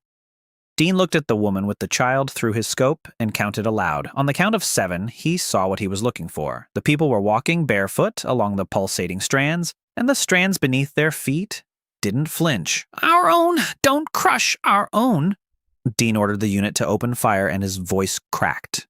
The volley wiped out the front line, and the creature stopped pretending. The skin peeled off the walkers like a wrapper, revealing a white, fused, many-armed creature beneath. The tunnel roared in 30 throats, and the walls rippled in waves. 800 meters remained to the heart, and all 800 meters were alive. The 5-party alliance had pinpointed the creature's heart beneath the meadow reservoir and devised a plan to simultaneously sever the 5 tunnel fingers while the 6th squad carried the resonator to the heart, and only Dean could insert the living key. After 3 weeks of preparation, Vale provided funds and personnel. Creed volunteered to storm the heart, but the creature accelerated, and the assault was a day earlier. 5 squads struck simultaneously through the doors. The 6th squad entered through Garland into the living tunnel, where the creature was disguised as refugees, but Dean exposed the deception by the cables that didn't tremble beneath their feet, and 800 living meters remained to the heart. Every step of those 800 meters beat down on them. The cables arched up from the floor and lashed out like ropes under strain. White, many-armed creatures crawled out of the side drains. The squad moved in a turtle formation around the cart, carrying the resonator. The workshop's shields absorbed the blows. The charge silenced the drains behind them, and the tunnel behind them collapsed, cutting off their retreat. Dean knew this and led them onward. There was no turning back in this inventory. They lost the first man at the 500-meter mark. A Vela fighter named Oskir shielded the cart from a falling slab with his shield, and the cable dragged him into the drain before Creed could fire. At the 300-meter mark, the walls ended. The tunnel opened into the machine room of an old pumping station, and the 6th squad stood at the edge of the heart. The hall was the size of a train station. Old pumps from the 1950s jutted out of the white flesh like bones from a wound. Everything else was the creature. It filled the hall from floor to vault with breathing layers, and in the center of it all pulsed a node the size of a house. Not a womb, not an alpha. The knot was both womb and brain, and 6 main veins radiated from it into 6 tunnels. 2 veins hung limp. The squadrons at the edges were doing their job. Here, the singing didn't pass through the ears, it passed through the bones. The filters were powerless against the floor, which sank through the soles of their feet. Dean didn't hear Ezra, he heard himself. His own voice was counting aloud the cans on an endless shelf and promising that he didn't have to fight. He could simply join this count forever. Nearby, one of Vale's men fell to his knees and crawled toward the node on all fours, smiling.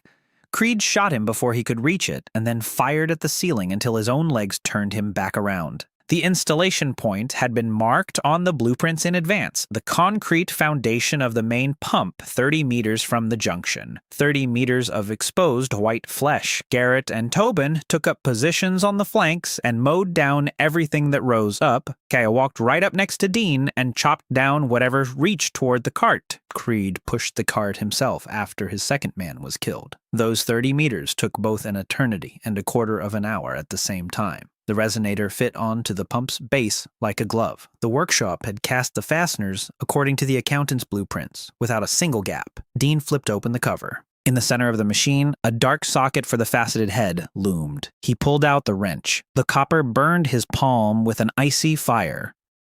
And the creature understood. Everything in the hall froze for a single breath, and then the unit screamed. Not with sound, with its entire mass. Layers came crashing down from the vaults like an avalanche, and 6 veins struck the hall, channeling forces back from the edges. The creature let go of its fingers to save its heart. The perimeter collapsed in seconds. Garrett charged from the flank, and Tobin dragged him out from under the rubble with a broken arm. Creed stood with his back to the resonator and fired, point blank, as long as the tape lasted. Kaya whirled around Dean like a blade, screaming at him to insert the key. Dean inserted the key into the slot and turned it. The world vanished. Only the checkout counter remained. A long, endless checkout counter, and he was behind it. It wasn't merchandise flowing down the tape. His life floated along the conveyor belt. The death of his parents, the meridian basement, the core in his palm. Tilly begging for food, the hatch beneath the gray wave. 8 bodies on the pier, and behind the cash register, directly across from him, stood it. It had no face, but it had a voice, and that voice offered a deal. It said it was a store, too. Just more honest.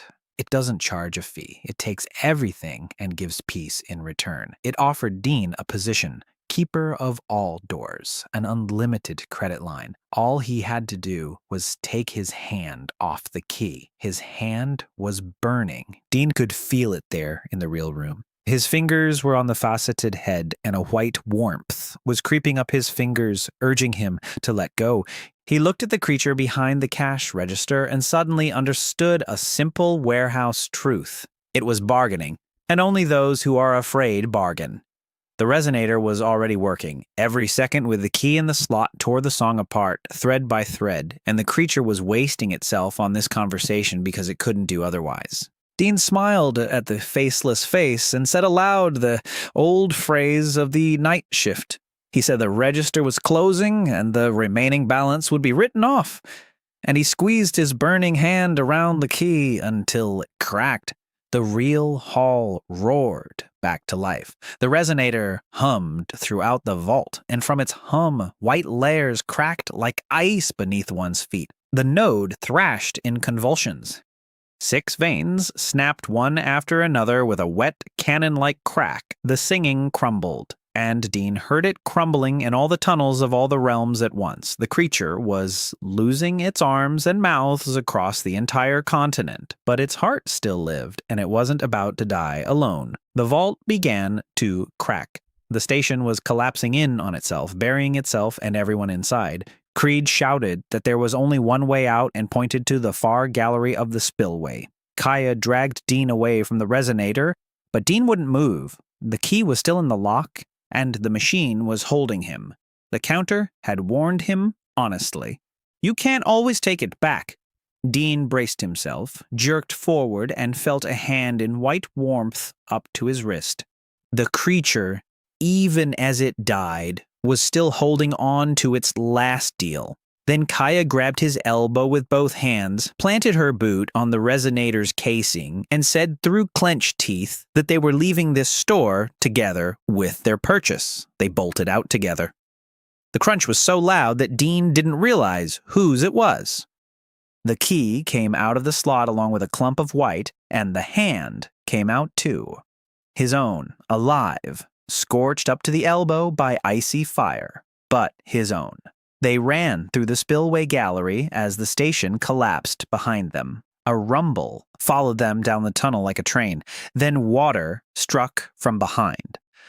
The meadow reservoir broke through the dead layers and surged downward, burying the heart beneath it. The water caught up with them at the outlet grate, smashed it open, and spat the 6 people out into the nighttime ravine under the open sky. Dean lay on his back in the mud nearby. Kaya Creed, Tobin, and Garrett, with his hand in a splint, were coughing. The moon hung over the ravine. Somewhere very far to the east, real birds were singing for the first time in 8 months. The key in his scorched palm was simply warm, like bread. The 6th squad fought their way 800 meters, losing 2 men. Vale set up the resonator 30 meters from the node, and Dean inserted the living key, after which the creature pulled him into the bargain, offering power in exchange for his severed hand. Dean recognized the fear of a dying creature in the bargain, refused, and the resonator shattered the song across the entire continent, while the heart perished beneath the collapsed station and the surging reservoir. Kaya yanked Dean, along with the key, out of the socket. His hand remained alive, but scorched, and the 6 survivors, including Creed, Tobin, and the wounded Garrett, made their way out through the spillway into the night sky, where birds sang for the first time. The 6th squad returned home through Garland's door, and Garland saw them off with the silence of a different kind. Am dead. Pure silence, without a breath. The white cathedral above the station had sagged and turned gray like a burnt-out bonfire. The cables in the streets were drying into rotten ropes. Kaya stopped in the middle of her home street and stood there for a long time. Then she said that in the spring, everyone here would have to be buried with dignity and that she would return here to plant a garden. Dean jotted this down in his notebook as if it were a delivery slip. Over the next few weeks, the world learned to live without singing. Reports poured into the communications department from every door and pieced together a picture that no one dared to believe. The infected throughout the region were changing. Without a leader and without alphas, the herds scattered into loners. The loners grew dull, went blind, and rose to their feet. They simply stood up in the middle of the streets like broken-down cars. The cores in their skulls were fading, and the accountant lowered the rate for weak cores every week. Garrett, with his arm in a splint, went on a reconnaissance mission to the north and returned with news that made the tower weep aloud. Survivors had been found near the old quarry. 50 people who'd spent 2 years holed up in the water utilities bunker. They emerged to the sound of birdsong.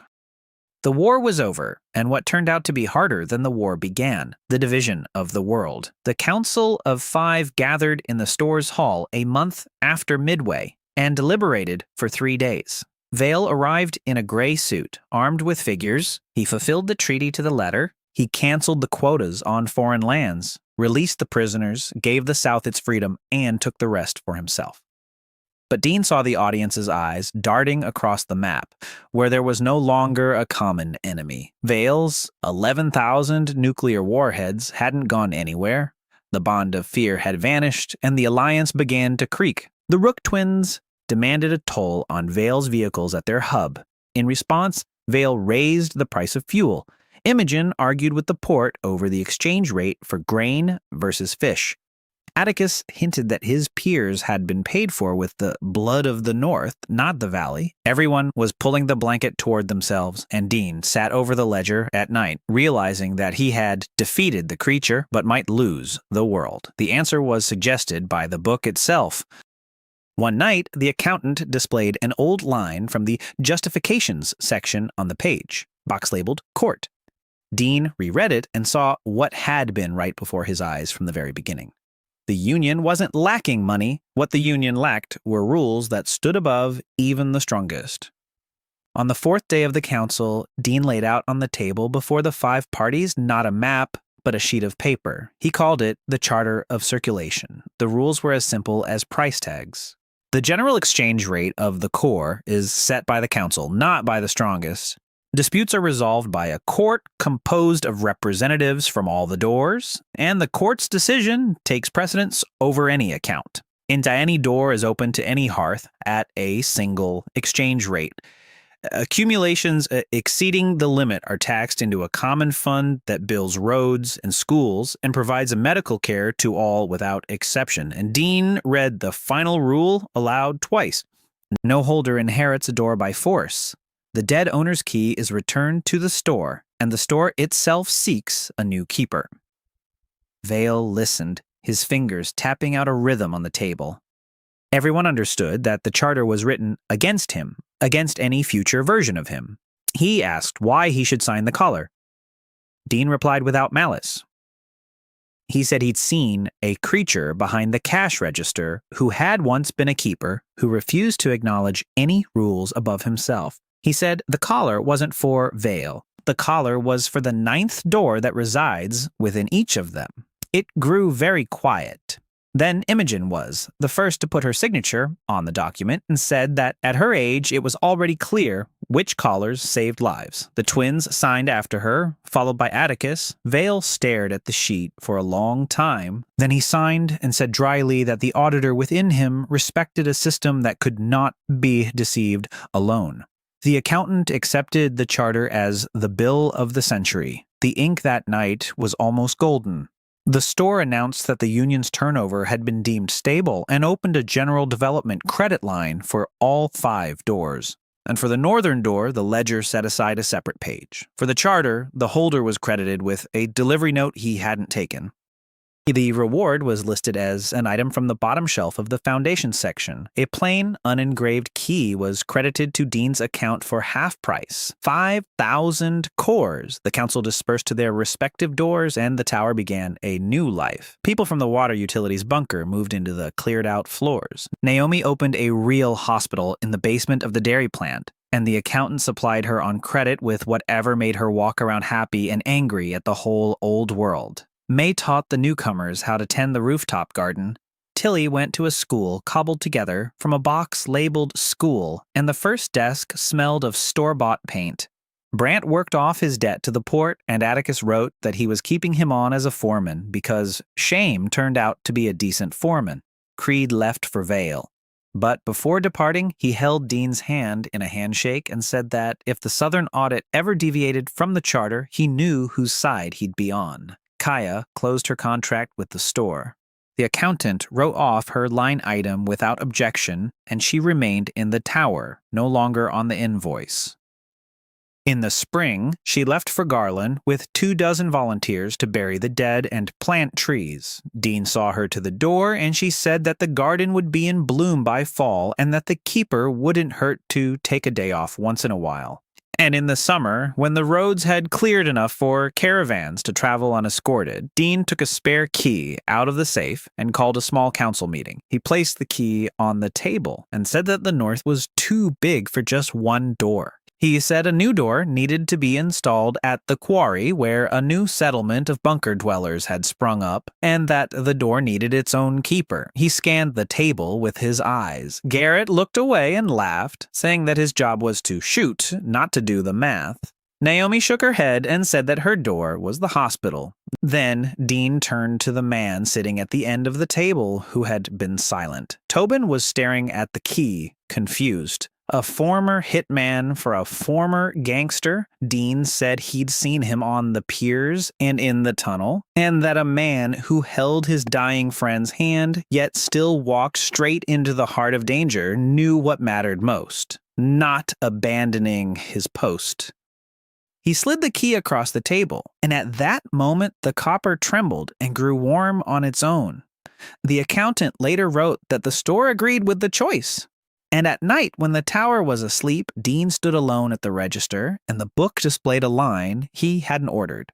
The accountant wrote that the northern branch's turnover had become the most vibrant on the continent, and that, for the first time in a very long time, the store was no longer alone. And below, in very small print, the book asked its keeper what he wanted for himself. Dean stared at the page for a long time. Then he took a pencil 1/100th of a core from the shelf and wrote his answer directly in the book for the first time ever in his own hand. He wrote that he wanted to close out his shift one day and walk out the door without looking back, knowing that the store would open tomorrow even without him. 3 years have passed. The town by the tower was no longer called Dead. It was called the Northern Market, and on the entrance signs, children had painted a key against the backdrop of a rising sun. Along the old highway stood streetlights powered by the store's generators. Combines, assembled by the twins from railroad steel and materials from the workshop, roamed the cleared fields of Imogen. Atticus Port received barges from the south, and the barges sailed under the common flag of the charter. Cannonballs grew cheaper with each season because there were fewer infected and more survivors, and the accountant wrote that the drop in the price of fear was the best indicator he'd ever seen.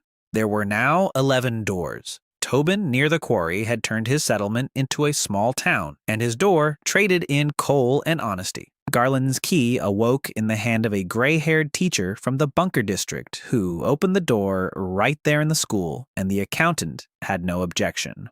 Even where the devoured 9th door had stood, a new one was erected on the wasteland, and the store chose a former rubble clear to run it.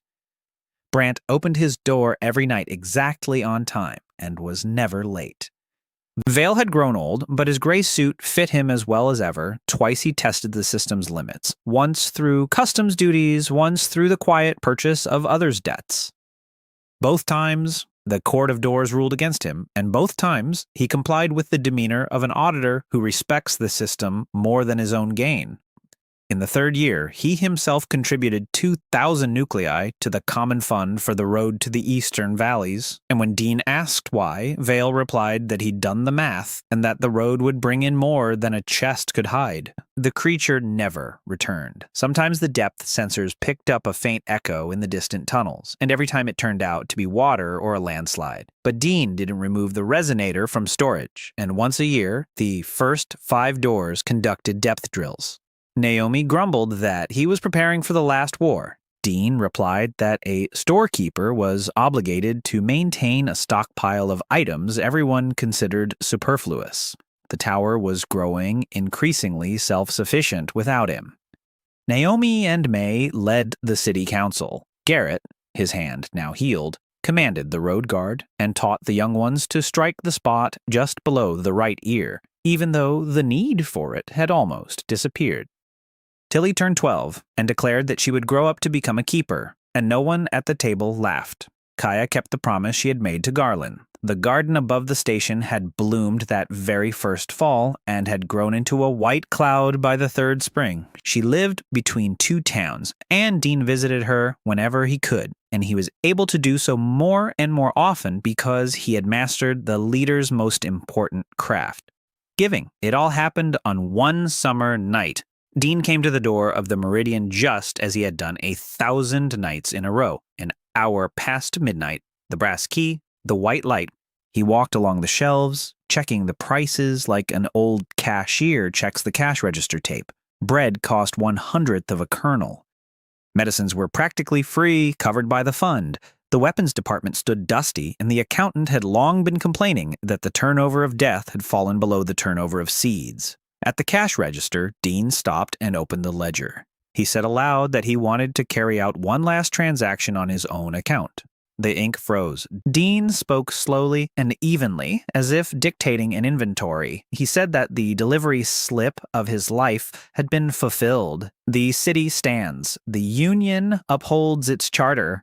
Doors are ablaze across the map, and each is in a hand that will not let it fall. He said that 3 years ago he had written his wish in the book and that the time had come to fulfill it. He asked the store to take back the key to the northern door, not upon the holder's death, but upon the completion of the shift. For the first time, in the book's entire history and to appoint a new keeper whom the store already knows. The clerk was silent for so long that the lights in the hall had time to flicker. Then the ink began to flow, and its handwriting was not that of a price list.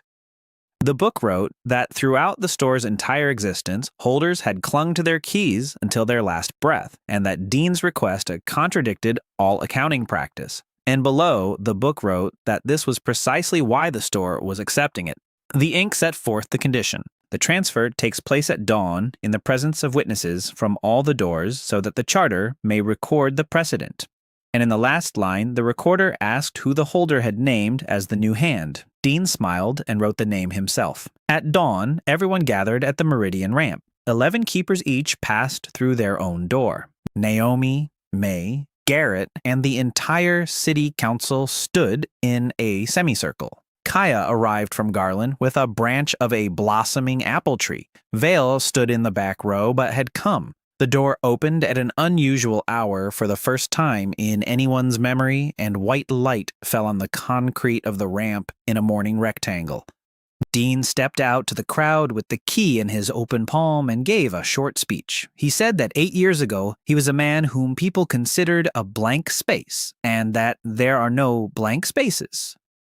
There are only spaces that haven't been filled yet. He said that the store hadn't saved them. The store only provided the goods, but it was the people who paid the price every time with their souls, their labor, their blood, and their decisions. He said that the real door they had opened over the years wasn't in the concrete. It lay between the people who had learned to trade rather than take.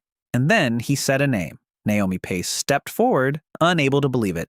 Dean said that for 3 years, he'd watched her manage the most precious commodity in the world, other people's pain, and not once had she taken more than her share. He said that the best custodian is the one who knows the value not of cores, but of people. He placed the key in her palm. The copper trembled, grew warm, and fit like a glove. A light flashed behind her, and the accountant, as Naomi later recounted, displayed a single word on the first page of her account. Accepted. People were shouting and crying, with Tilly the loudest of all. And Dean took a step back into the crowd, and for the first time in 8 years felt what it was like to stand among people simply as a human being with no shift to work. That evening, he sat with Kaya on the roof of the tower. Below, the market lanterns were lit, and the scent of bread from the new bakery wafted up from the square. Kaya asked what he would do tomorrow. Dean thought for a moment, and replied that in the morning he'd go with her to Garland to watch the apple trees shed their blossoms. Then he'd help Tobin with the coal. Then he'd take a job with Naomi as a simple night storeroom clerk, because working in warehouses was the only thing he knew how to love with his hands. Kaya laughed and rested her head on his shoulder. Far to the east, the moon was rising over the clear roads. Somewhere out there, through 11 doors, night caravans passed, and 11 books kept track of the living turnover of the living world. And in the Meridian Hall, under the even white light, the accountant wrote the final line on the last page of the old ledger and closed it with a bold period. The book recorded that Dean Mercer's night stock clerk shift had ended with no shortages, and that the store had never traded in anything more valuable than a person who managed to leave in time, leaving the floor, the shelves full. 800 meters pounded them with every step. Bundles rose from the floor in arcs and lashed out like cables under strain. White, many-armed creatures crawled out of the side drains. The squad moved in a turtle formation around the cart with the resonator. The workshop's shields absorbed the blows. The charge silenced the drains behind them, and the tunnel behind them collapsed, cutting off their retreat. Dean knew this and led them onward. There was no reverse count for this inventory. He counted the steps aloud, and everyone heard the count. The count kept the people in line better than orders ever could. On the 200th step, Kaya chopped off a tentacle reaching toward the cart's wheel and said through clenched teeth that the creature was smart. It doesn't strike at people, it strikes at the cargo. The creature understood that they were bringing its death. They lost the first man at the 500-meter mark. A Vela fighter named Asher shielded the cart from a falling slab with his shield, and the creature dragged him into the drain before Creed could fire a shot. Creed emptied half his magazine into the darkness of the drain, then lowered his barrel and continued pushing the cart as if Dean saw his face in the light of the lantern. The auditor's dull eyes had become those of a man who was finally counting what really mattered. At the 300-meter mark, the tunnel began to hum louder, and a scent joined the sound. A sweet, warm smell of bread, Tobin said in a trembling voice that it smelled like his mother's bakery. Garrett replied that to him it smelled like gunpowder from his father's hunting trips. The creature was searching for the keys to each lock and picking the locks from memory. Dean ordered them to speak aloud without stopping, to name the present, a neighbor's name, the color of the shield, the number of steps. The present was armor against the sweet past, and so they walked the last few meters. 8 voices murmured numbers and names like the prayer of storekeepers. At the 300-meter mark, the walls ended. The tunnel opened into the machine room of an old pumping station, and the 6th squad stood at the edge of the heart. The room was the size of a train station. Old pumps from the 1950s jutted out of the white flesh like bones from a wound. Everything else was the creature. It filled the hall from floor to vault with breathing layers, and in the center of it all pulsed a knot the size of a house. Not a womb, not an alpha. The knot was both womb and brain, and 6 main veins radiated from it into 6 tunnels. 2 of the veins hung limp. The edge squads were doing their job. Somewhere, hundreds of kilometers from here, Yarg was burning his tunnel, and the twins were holding the rail shields. And there, pain echoed here as the limpness of the dead veins. The singing here didn't reach his ears. It traveled through the bones. The filters were powerless against the floor, which sang through the soles of their feet. Dean didn't hear Ezra. He heard himself. His own voice was counting aloud the cans on an endless shelf and promising that it was possible not to fight, but simply to stand in this count forever. Nearby, one of Vale's men fell to his knees and crawled toward the knot on all fours, smiling. Creed shot him before he could reach it and then fired at the ceiling until his own legs turned him back around. Ki was holding up better than anyone else, and Dean realized why only here. The singing sought a sweet past within her, but her past smelled like a well. The creature offered her a father, and this stirred not longing, but rage. Rage was her filter. The installation point had been marked on the blueprints in advance. The concrete foundation of the main pump was 30 meters from the junction. 30 meters of exposed white flesh. Dean organized the formation in 10 seconds. Garrett and Tobin took up positions on the flanks and mowed down everything that rose up. Kaya walked right alongside Dean and hacked at whatever reached toward the cart. Creed pushed the cart himself after the death of his second man. Those 30 meters took both an eternity and a quarter of an hour. At the same time, the flesh beneath the wheels swelled into humps and tried to overturn the load. Twice the cart righted itself, and twice Creed yanked the wheels free from the white mass, his back cracking with the strain. At the 20th meter, a section of the vault collapsed between Dean and Garrett's flank, splitting the squad in 2 for a moment. That moment cost a year of life.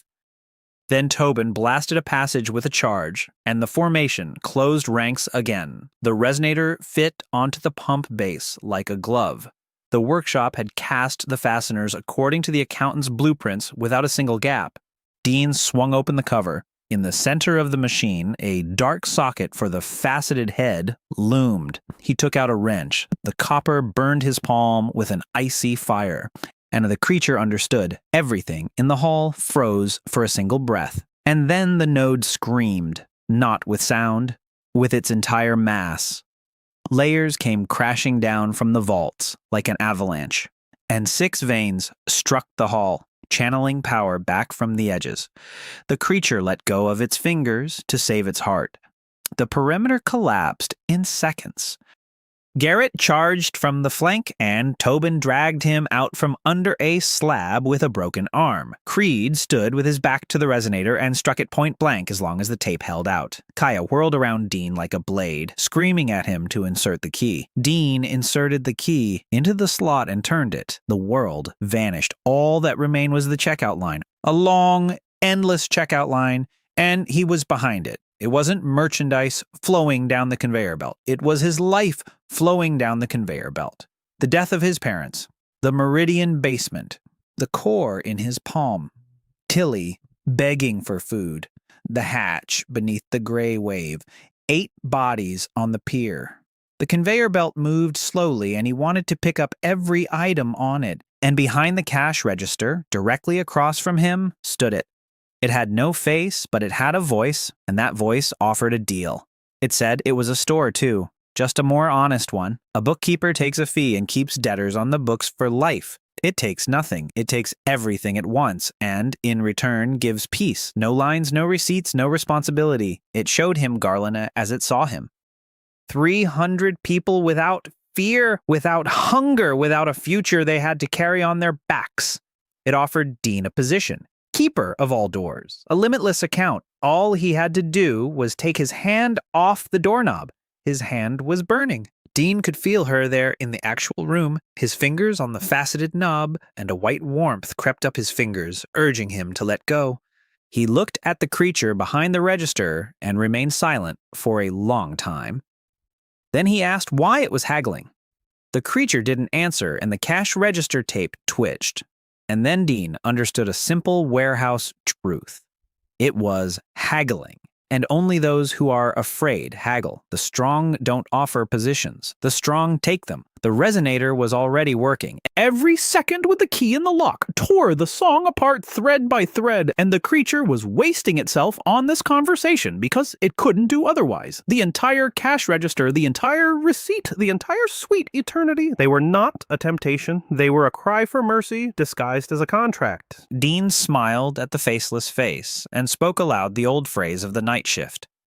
He said the register was closing, and the remaining balance would be written off, and he squeezed his burning hand around the key until it cracked. The real hall roared back to life. The resonator hummed across the entire vault, and from its hum, white layers cracked like ice beneath one's feet.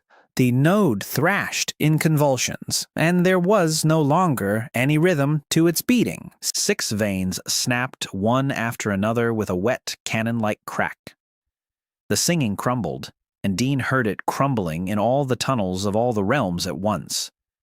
The creature was losing its arms and mouths across the entire continent, but its heart still beat, and it wasn't about to die alone. The vault began to crack. Dust and the first rush of water surged from the cracks. The station was collapsing in on itself, burying itself and everyone inside. Creed shouted that there was only one way out and pointed to the distant spillway gallery. Tobin was already dragging Garrett that way. Kaya was dragging Dean away from the resonator, but Dean wouldn't move. The key was still in the slot, and the machine was holding him. The recorder had warned them, honestly, you can't always retrieve it. Dean braced himself, gave a sudden jerk, and felt a hand in white warmth up to his wrist. Even as it was dying, the creature was still holding on to its last deal. A faceless voice whispered from beneath the resonator's casing that he could stay and lose nothing. Then Kaya grabbed his elbow with both hands, planted her boot on the resonator's casing, and said through clenched teeth that they were leaving this store together with their purchase. They bolted out together. There was a crunch so loud that Dean didn't realize whose it was. The key came out of the lock along with a clump of white, and the hand came out too, her own, alive, scorched up to the elbow by icy fire, but her own. They ran through the spillway gallery as the station collapsed behind them. A rumble followed them through the tunnel like a train. Creed ran last, laughing as he ran, a terrifying, liberated laugh of a man whose debts had just been written off. Then the water struck from behind. The meadow reservoir had broken through the dead layers and surged downward, burying the heart beneath it with thousands of metric tons. The water caught up with them at the outlet grate, smashed it open, and spat the 6 of them out into the nighttime ravine under the open sky. Dean lay on his back in the mud. Nearby, Kaya, Creed, Tobin, and Garrett with his arm in a sling were coughing. No one spoke. There was nothing to say, and no reason to. The moon hung over the ravine. The earth beneath their backs was silent. For the first time in all those months, the earth was simply silent, and in its silence, there was neither song nor breath nor counting. Somewhere, very far to the east, for the first time in 8 months, real birds were singing. The key in his scorched palm was simply warm, like bread. The 6th squad passed through 800 meters of a living tunnel, where the creature struck the cargo and selected lockpicks for each one from memory, having lost 2 men. Vale set up the resonator, and Dean inserted the living key.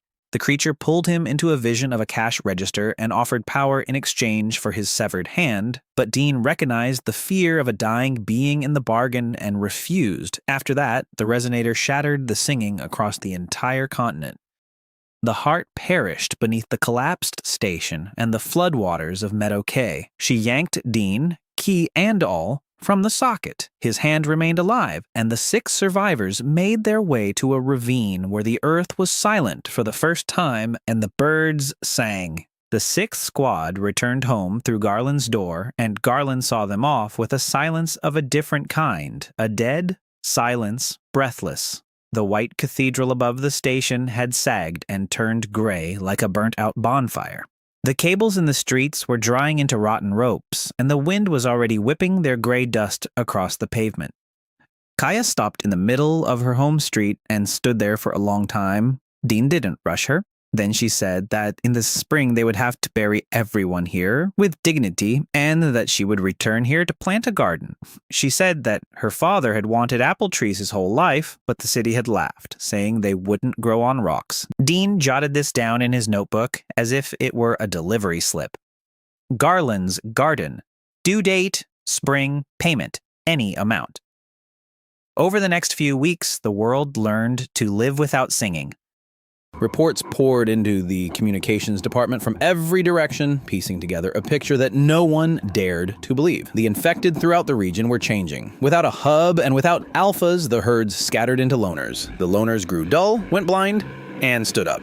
They simply stood up in the middle of the streets like broken down cars and remained standing until they collapsed. The cores in their skulls dimmed, and the recorder lowered the rate for weak cores every week. The hunters grumbled that their craft was dying, and Dean replied that this was the best unemployment in history. Garrett, with his arm in a splint, made a trip expedition to the north and returned with news that made the tower weep aloud. Behind the old quarry, survivors had been found. 50 people who'd spent 2 years holed up in a water utility bunker, living on canned food and faith. They emerged to the sound of birdsong. The eldest among them, a gray-haired engineer named Holt, couldn't believe for a long time that it was possible to walk down the street without crouching. He touched the walls of the houses with his palm as one might touch a dream. The war was over, and what turned out to be harder than the war had begun: the division of the world. The Council of Five convened in a store's auditorium a month after Midway and sat in session for 3 days. Vale arrived in a gray suit, armed with figures. He had fulfilled the treaty to the letter. He canceled the quotas on foreign lands, released the prisoners, and took the South for himself. But Dean saw the auditor's eyes darting across the map, where there was no longer a common enemy. Vale's 11,000 nuclear warheads hadn't gone anywhere. The bond of fear had vanished, and the alliance began to creak at every seam. The Roke twins demanded a toll on Vale's vehicles passing through their hub. In response, Vale tripled the price of fuel. Imogen argued with the port over the exchange rate for grain versus fish and threatened to feed only her own people. Atticus hinted that his peers were paid for with the blood of the North, not the Valley, and that blood too had a price. Everyone was pulling the blanket toward themselves, and Dean sat over the accountant at night, realizing a simple and bitter truth. He had defeated the creature, but the world might still be lost. The creature was an enemy from the outside. This enemy lurked within every entry. The book itself provided the answer. One night, the accountant brought up an old line from the reasons section on the page, a box labeled court. Dean reread it and saw what had been right before his eyes from the very beginning. The union wasn't lacking money. There was more money than ever before. The union lacked rules that stood above even the strongest. He remembered the underground vault and the creature that had once been its keeper, recognizing nothing above itself. The ninth door was no accident. The ninth door was a law of nature for a world without law. On the fourth day of the council, Dean laid out on the table before the 5 parties not a map, but a sheet of paper. He called it the Charter of Circulation. The rules were as simple as price tags. The council, not the strongest, sets the general exchange rate for the core. Disputes are resolved by a court composed of representatives from all the doors, and the court's decision takes precedence over any account. Any door is open to any household at a single rate, with no favorites or outsiders. Accumulations exceeding the limit are taxed into a common fund that builds roads and schools and provides medical care to all without exception. And Dean read the last rule aloud twice. No holder inherits a door by force. The dead owner's key is returned to the shop, and the shop itself seeks a new keeper. It grew quiet. Vale listened, his fingers tapping out a rhythm on the table. Everyone understood that the charter was written against him, against any future version of himself. He asked why he should sign the contract. Dean answered without malice. He said he'd seen a creature behind the cash register who had once been a keeper who refused to acknowledge any rules above himself. He told the council everything he knew about the ninth door, about the account with no limit, about the turnover halted by greed, about what a single-owner store turns into. He said the collar wasn't for Vale. The collar was for the ninth door, which sits within each of them, waiting for its moment of stagnation. Silence hung in the air for a long time. Then Imogen was the first to sign her name and said that, at her age, it was already clear which collars suffocate and which save lives. The twins signed after her. Atticus signed and added that the port had buried its own for the common cause and that it would remain a common cause. Vale stared at the sheet longer than anyone else. Then he took the pen, signed, and said dryly that the auditor within him respected a system that could not be deceived alone. He said that he had spent his whole life building order out of fear, and that order built on rules was cheaper to maintain. It was the most human thing anyone had ever heard him say. The accountant accepted the charter as the invoice of the century. The ink that night was almost golden. The store announced that the union's turnover had been deemed stable and opened a general development credit line to all 5 doors. And for the northern door, the ledger set aside a separate page. For the charter, the holder was credited with an invoice he hadn't taken. The reward was an item from the bottom shelf of the foundations department. A plain, unengraved key was credited to Dean's account for half price, 5,000 nuclei. Dean looked at the key under the glass and thought that this was the first time the store had paid in advance. The council dispersed through their respective doors and the tower took on a new life. Holt's people from the water utility bunker moved into the cleared-out floors, and within a month, the engineer repaired the elevator that everyone had considered dead forever. Naomi opened a real hospital with white walls in the basement of the dairy plant, and the accountant supplied her on credit something that made her walk around feeling both happy and angry at the whole old world at the same time. She said that before the epidemic, budgets had been slashed for such equipment, but now it was as cheap as a sack of nuclear waste lying on the roads. May taught the newcomers how to tend the rooftop garden, and her garden beds were already feeding 3 floors. Tilly went to a school cobbled together from a box labeled school, and the first desk smelled of store-bought paint. She brought Dina her very first notebook and demanded that she check the tally. The tally was error-free. Brandt had worked off his debt to the port down to the very last name. Atticus wrote that he was keeping him on as a foreman because Shame had turned out to be a decent foreman. The letter included a postscript from Brandt himself, just 1 line. He wrote that an empty space had found a way to become full and that he was grateful for the last shift. Creed left for Vale, but before departing, he held Dean's hand in a handshake and said that if the Southern audit ever strayed from the charter, he knew whose side he'd be on. Kaya closed the contract with the store. The accountant wrote off her line without a single objection, and Dean noticed that the ink was softer than usual. She remained in the tower no longer by contract, but of her own free will, and this was the first thing in the New World that could not be measured in nuclei. In the spring, she left for Garland with 24 volunteers to bury and plant. They spent a month burying the dead. 300 crosses stood on the hill above the station, and Kaya read aloud all the names she could remember. Then they planted. Dean came through the door to help, and for the first time, his burned hand did work that wasn't for the war. It held the saplings. Kaya said that the garden would bloom by fall and that the manager wouldn't mind taking a day off once in a while. The accountant eavesdropped through the door and noted in his ledger that days off weren't listed on the price list, but the store was willing to consider a request. And in the summer, when the roads had cleared enough for caravans to travel unescorted, Dean took a clean key out of the safe and called a small meeting. He placed the key on the table and said that the north was too big for just one door. He said that a new door needed to be installed at the quarry where the bunker settlement had been built, and that the door needed its own keeper. He scanned the table with his eyes. Garrett looked away and laughed, saying that his job was to shoot, not to keep track of things. Naomi shook her head and said that her door was the hospital, and she didn't need another one. And then Dean turned to the man sitting at the end of the table who had remained silent throughout the entire meeting. Tobin was staring at the key, confused, a former gunman, a former gangster, a man with no education, no family, and no past. Dean said he'd seen him on the piers and in the tunnel. He said he remembered how Tobin had held a dying friend's hand, and yet the next morning had still lined up with the rest and marched into the heart of the action. He said that a man who doesn't abandon his post when things get scary knows the most important thing, something that can't be taught. He slid the key across the table. Tobin reached out his hand and froze, hesitating. And at that moment, the copper trembled and grew warm of its own accord.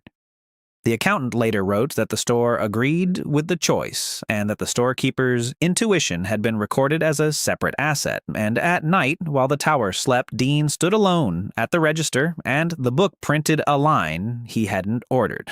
The accountant wrote that the northern branch had become the liveliest at the Tinente and that for the first time in a very long while, the store was not alone. And below, in very small print, almost a whisper, the ink read, "The ledger asked the keeper what he wanted for himself. In all those years, the ledger had never asked such a thing."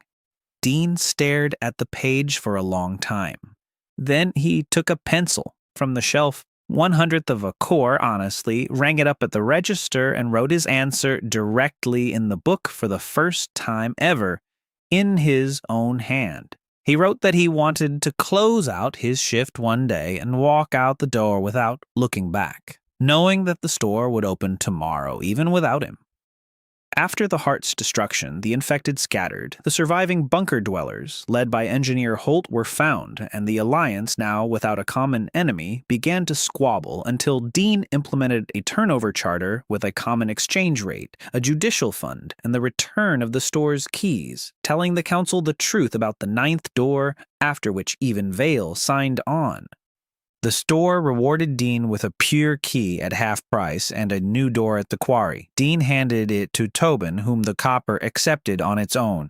Kaya closed the contract, remained of her own free will, buried 300 residents of Garland, and planted a garden, while Dean, when asked by the book about his wish, wrote that he wanted to one day close the shift and leave, knowing that the store would open without him. 3 years have passed. The town by the tower was no longer called Dead. It was called the Northern Market. And on the entrance signs, children had painted a key against the backdrop of the rising sun. Along the old highway stood streetlights powered by the shop's generators, and in the evenings, it was not patrols, but couples who strolled beneath them. A fair was held in the square twice a week, and people no longer traded in survival, but in life itself. Fabrics, honey, books found in abandoned libraries and rebound. An old man from the southern roads sold songbirds in cages, and people bought the cages just to open them. That was the new fashion. Combines, assembled by the twins from railroad steel and workshop parts, roamed the cleared fields of Imogen. Atticus Port received barges from the south, and the barges sailed under the common flag of the charter. Cores were getting cheaper with each season because there were fewer infected and more survivors. The accountant wrote that the drop in the exchange rate driven by fear was the best economic indicator he had seen in his entire memory, and the book's memory was long. Dean once asked how long. The ink replied evasively that the store was older than the question. There were now 11 doors. Tobin near the quarry had turned the settlement into a small town, and his shop traded in coal, tools, and honesty. The former marksman turned out to be a natural businessman. He knew every miner by face and forgave every debt exactly once. Garland's key awoke a year later in the hand of a gray-haired teacher from the bunkers named Ida. She opened the door right there in the school, and the registrar didn't object. Now, Garlene's children bought their notebooks in the very same hall where their parents had once gone into hibernation, and Ada said that was right. Memory must go to school. Even in place of the devoured 9th door, a new one was erected on the distant wasteland. The Council of Doors argued about this for a month. Some said the land was cursed. Dean said there was no such thing as cursed land. There were lands with a bad history, and history could be rewritten with a single turn. The store chose a former rebel, clearer to be the keeper of the new door. Brant accepted the key from the gray-faced man who had been given a second exam after failing the first. His door opened every night, right on time, and in 3 years he had never been late once. His little town on the wasteland was named Full Place, and Brant had no objections. Vale had grown old, but his gray suit fit him as well as ever. Twice he had tested the system's limits, once through customs duties, once through the quiet purchase of others' debts via front men. Both times the Court of Doors ruled against him. The first time he complied with the expression of a gambler who tested the table's sturdiness. The second time he arrived at the trial himself, sat in the defendant's bench, and listened to the verdict while standing. Then he said that a system that cannot be cheated, not even by its own creator, is worth more than any profit. In the third year, he himself contributed 2,000 kernels to the common fund for the road to the eastern valleys. Dean asked why. Vale replied that he'd done the math and that the road would yield more than a chest could hide. He paused and added quietly that he was tired of calculating on his own. The creature never returned. Sometimes the depth sensors picked up a faint echo in the distant tunnels, and every time it turned out to be water or loose rock. But Dean didn't remove the resonator from storage, and once a year the first 5 doors conducted depth drills. The young fighters grumbled that they were being sent off on a fairy tale. The tunnel veterans simply remained silent in response to such words, and their silence caused the grumbling to die down on its own. Naomi said that Dean was preparing for a war that was already over. Dean replied that a storekeeper was obligated to keep a stockpile of an item that everyone considered superfluous, exactly until the day it ceases to be unnecessary. The tower was thriving without him with ever greater confidence, and that was his finest achievement. Naomi and May led the city council. Garrett, his hand now healed, commanded the road guard and taught the young ones to strike precisely below the right ear, even though the need for it had all but disappeared. He told his students that he was teaching them not to kill the dead, but to remember the value of the living. Tilly turned 12. She was the best student, could calculate faster than the adults, and declared before the entire council that she would grow up to become a keeper. No one at the table laughed. Naomi simply asked, "Which door?" Tilly thought for a moment and replied, "The one that doesn't exist yet." Kaya kept the promise she'd made to Garland. The garden above the station had bloomed white that very first fall, and by the third spring it had grown into a cloud visible from the hills 10 kilometers away.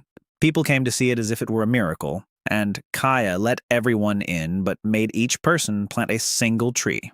The garden grew faster than the memory of what had once been beneath it.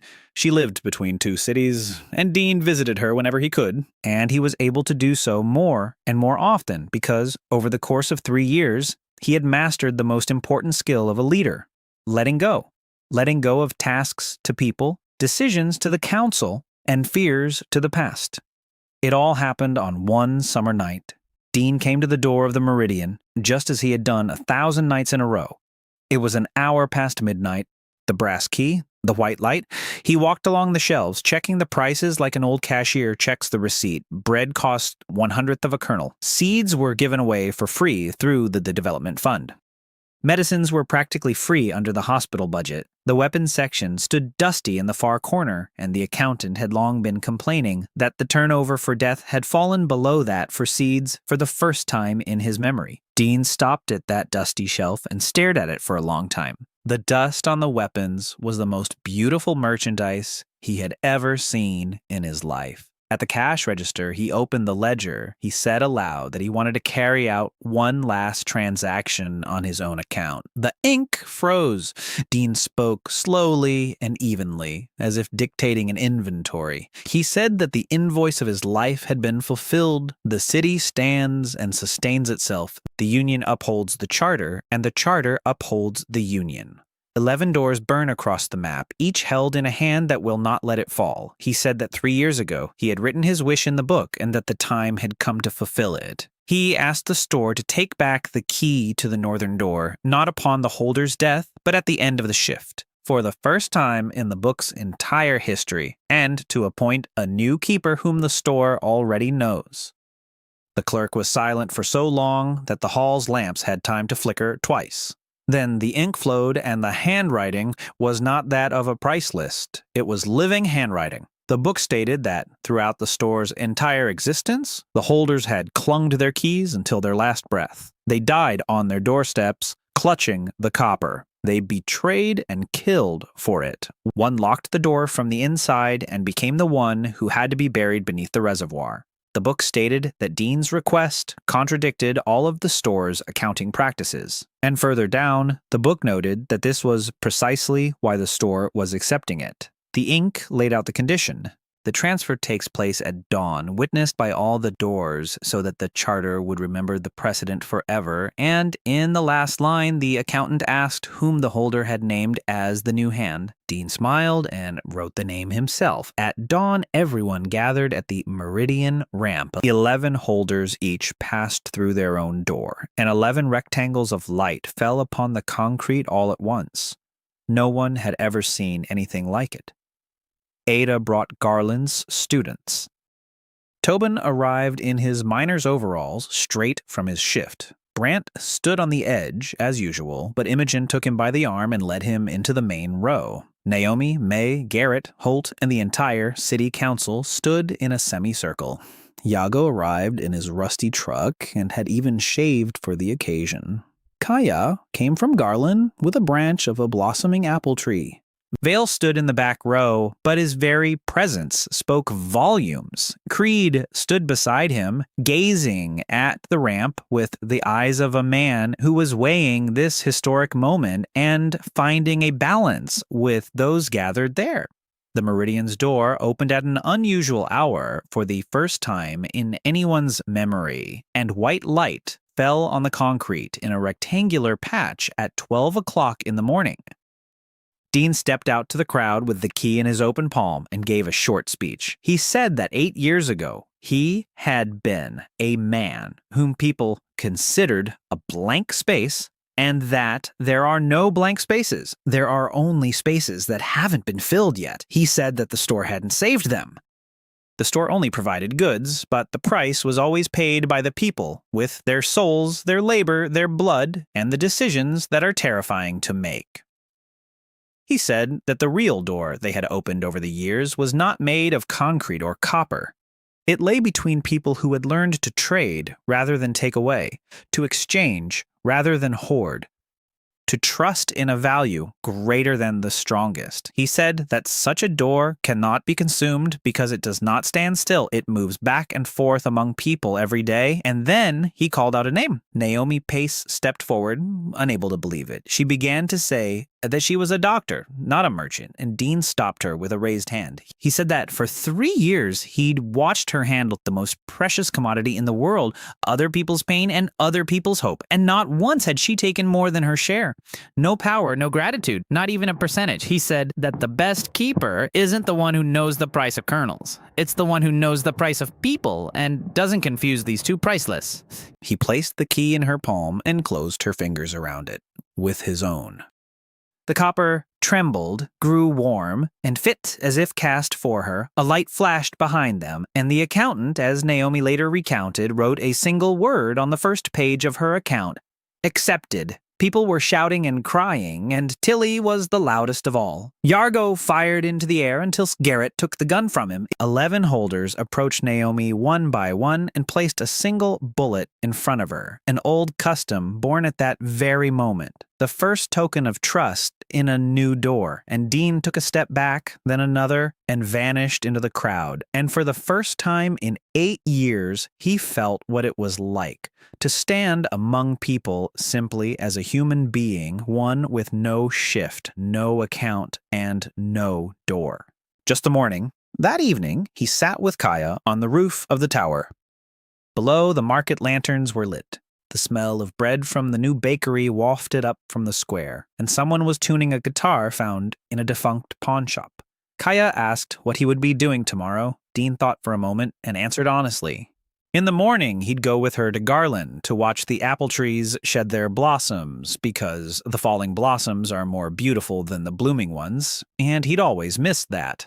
Then he'd help Tobin with the coal because he'd promised. Then he'd take a job with Naomi as a simple night stalker because warehouses were the only thing he knew how to love with his hands, and hands shouldn't forget what they love. Kaya laughed and said that the great Dean Mercer would be arranging jars on the shelves. Dean replied that it all started with jars, and that in a good story, the end must remember the beginning. She rested her head on his shoulder, and they were silent for a long, peaceful time. Far to the east, the moon rose over the clear roads. Somewhere out there, through 11 doors, night caravans passed, and 11 books counted the living turnover of the living world. In Garlean, above 300 crosses, a white garden rustled.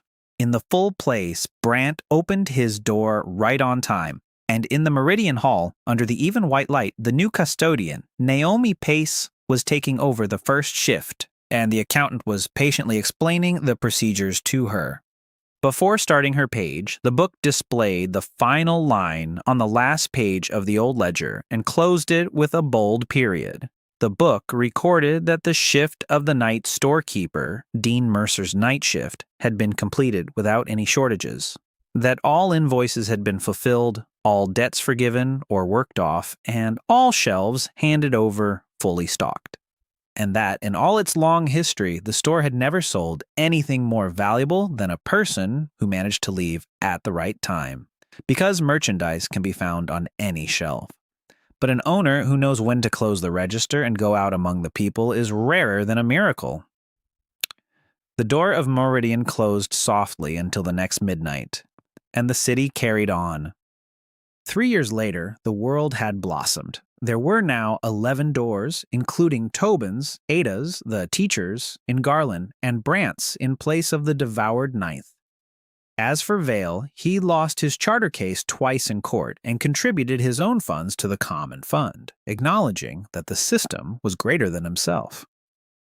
For the first time in the store's history, Dean voluntarily ended his shift, and, at dawn, in front of all the keepers, handed the key to the northern door to Naomi, which Copper and the accountant accepted, while he himself remained to live as a simple man alongside Kaya, planning to work as a night stock clerk for the new owner. The accountant closed his account with a note stating that the shift had ended with no shortages, the shelves had been handed over full, and, most valuable of all, a man who knew when to walk away.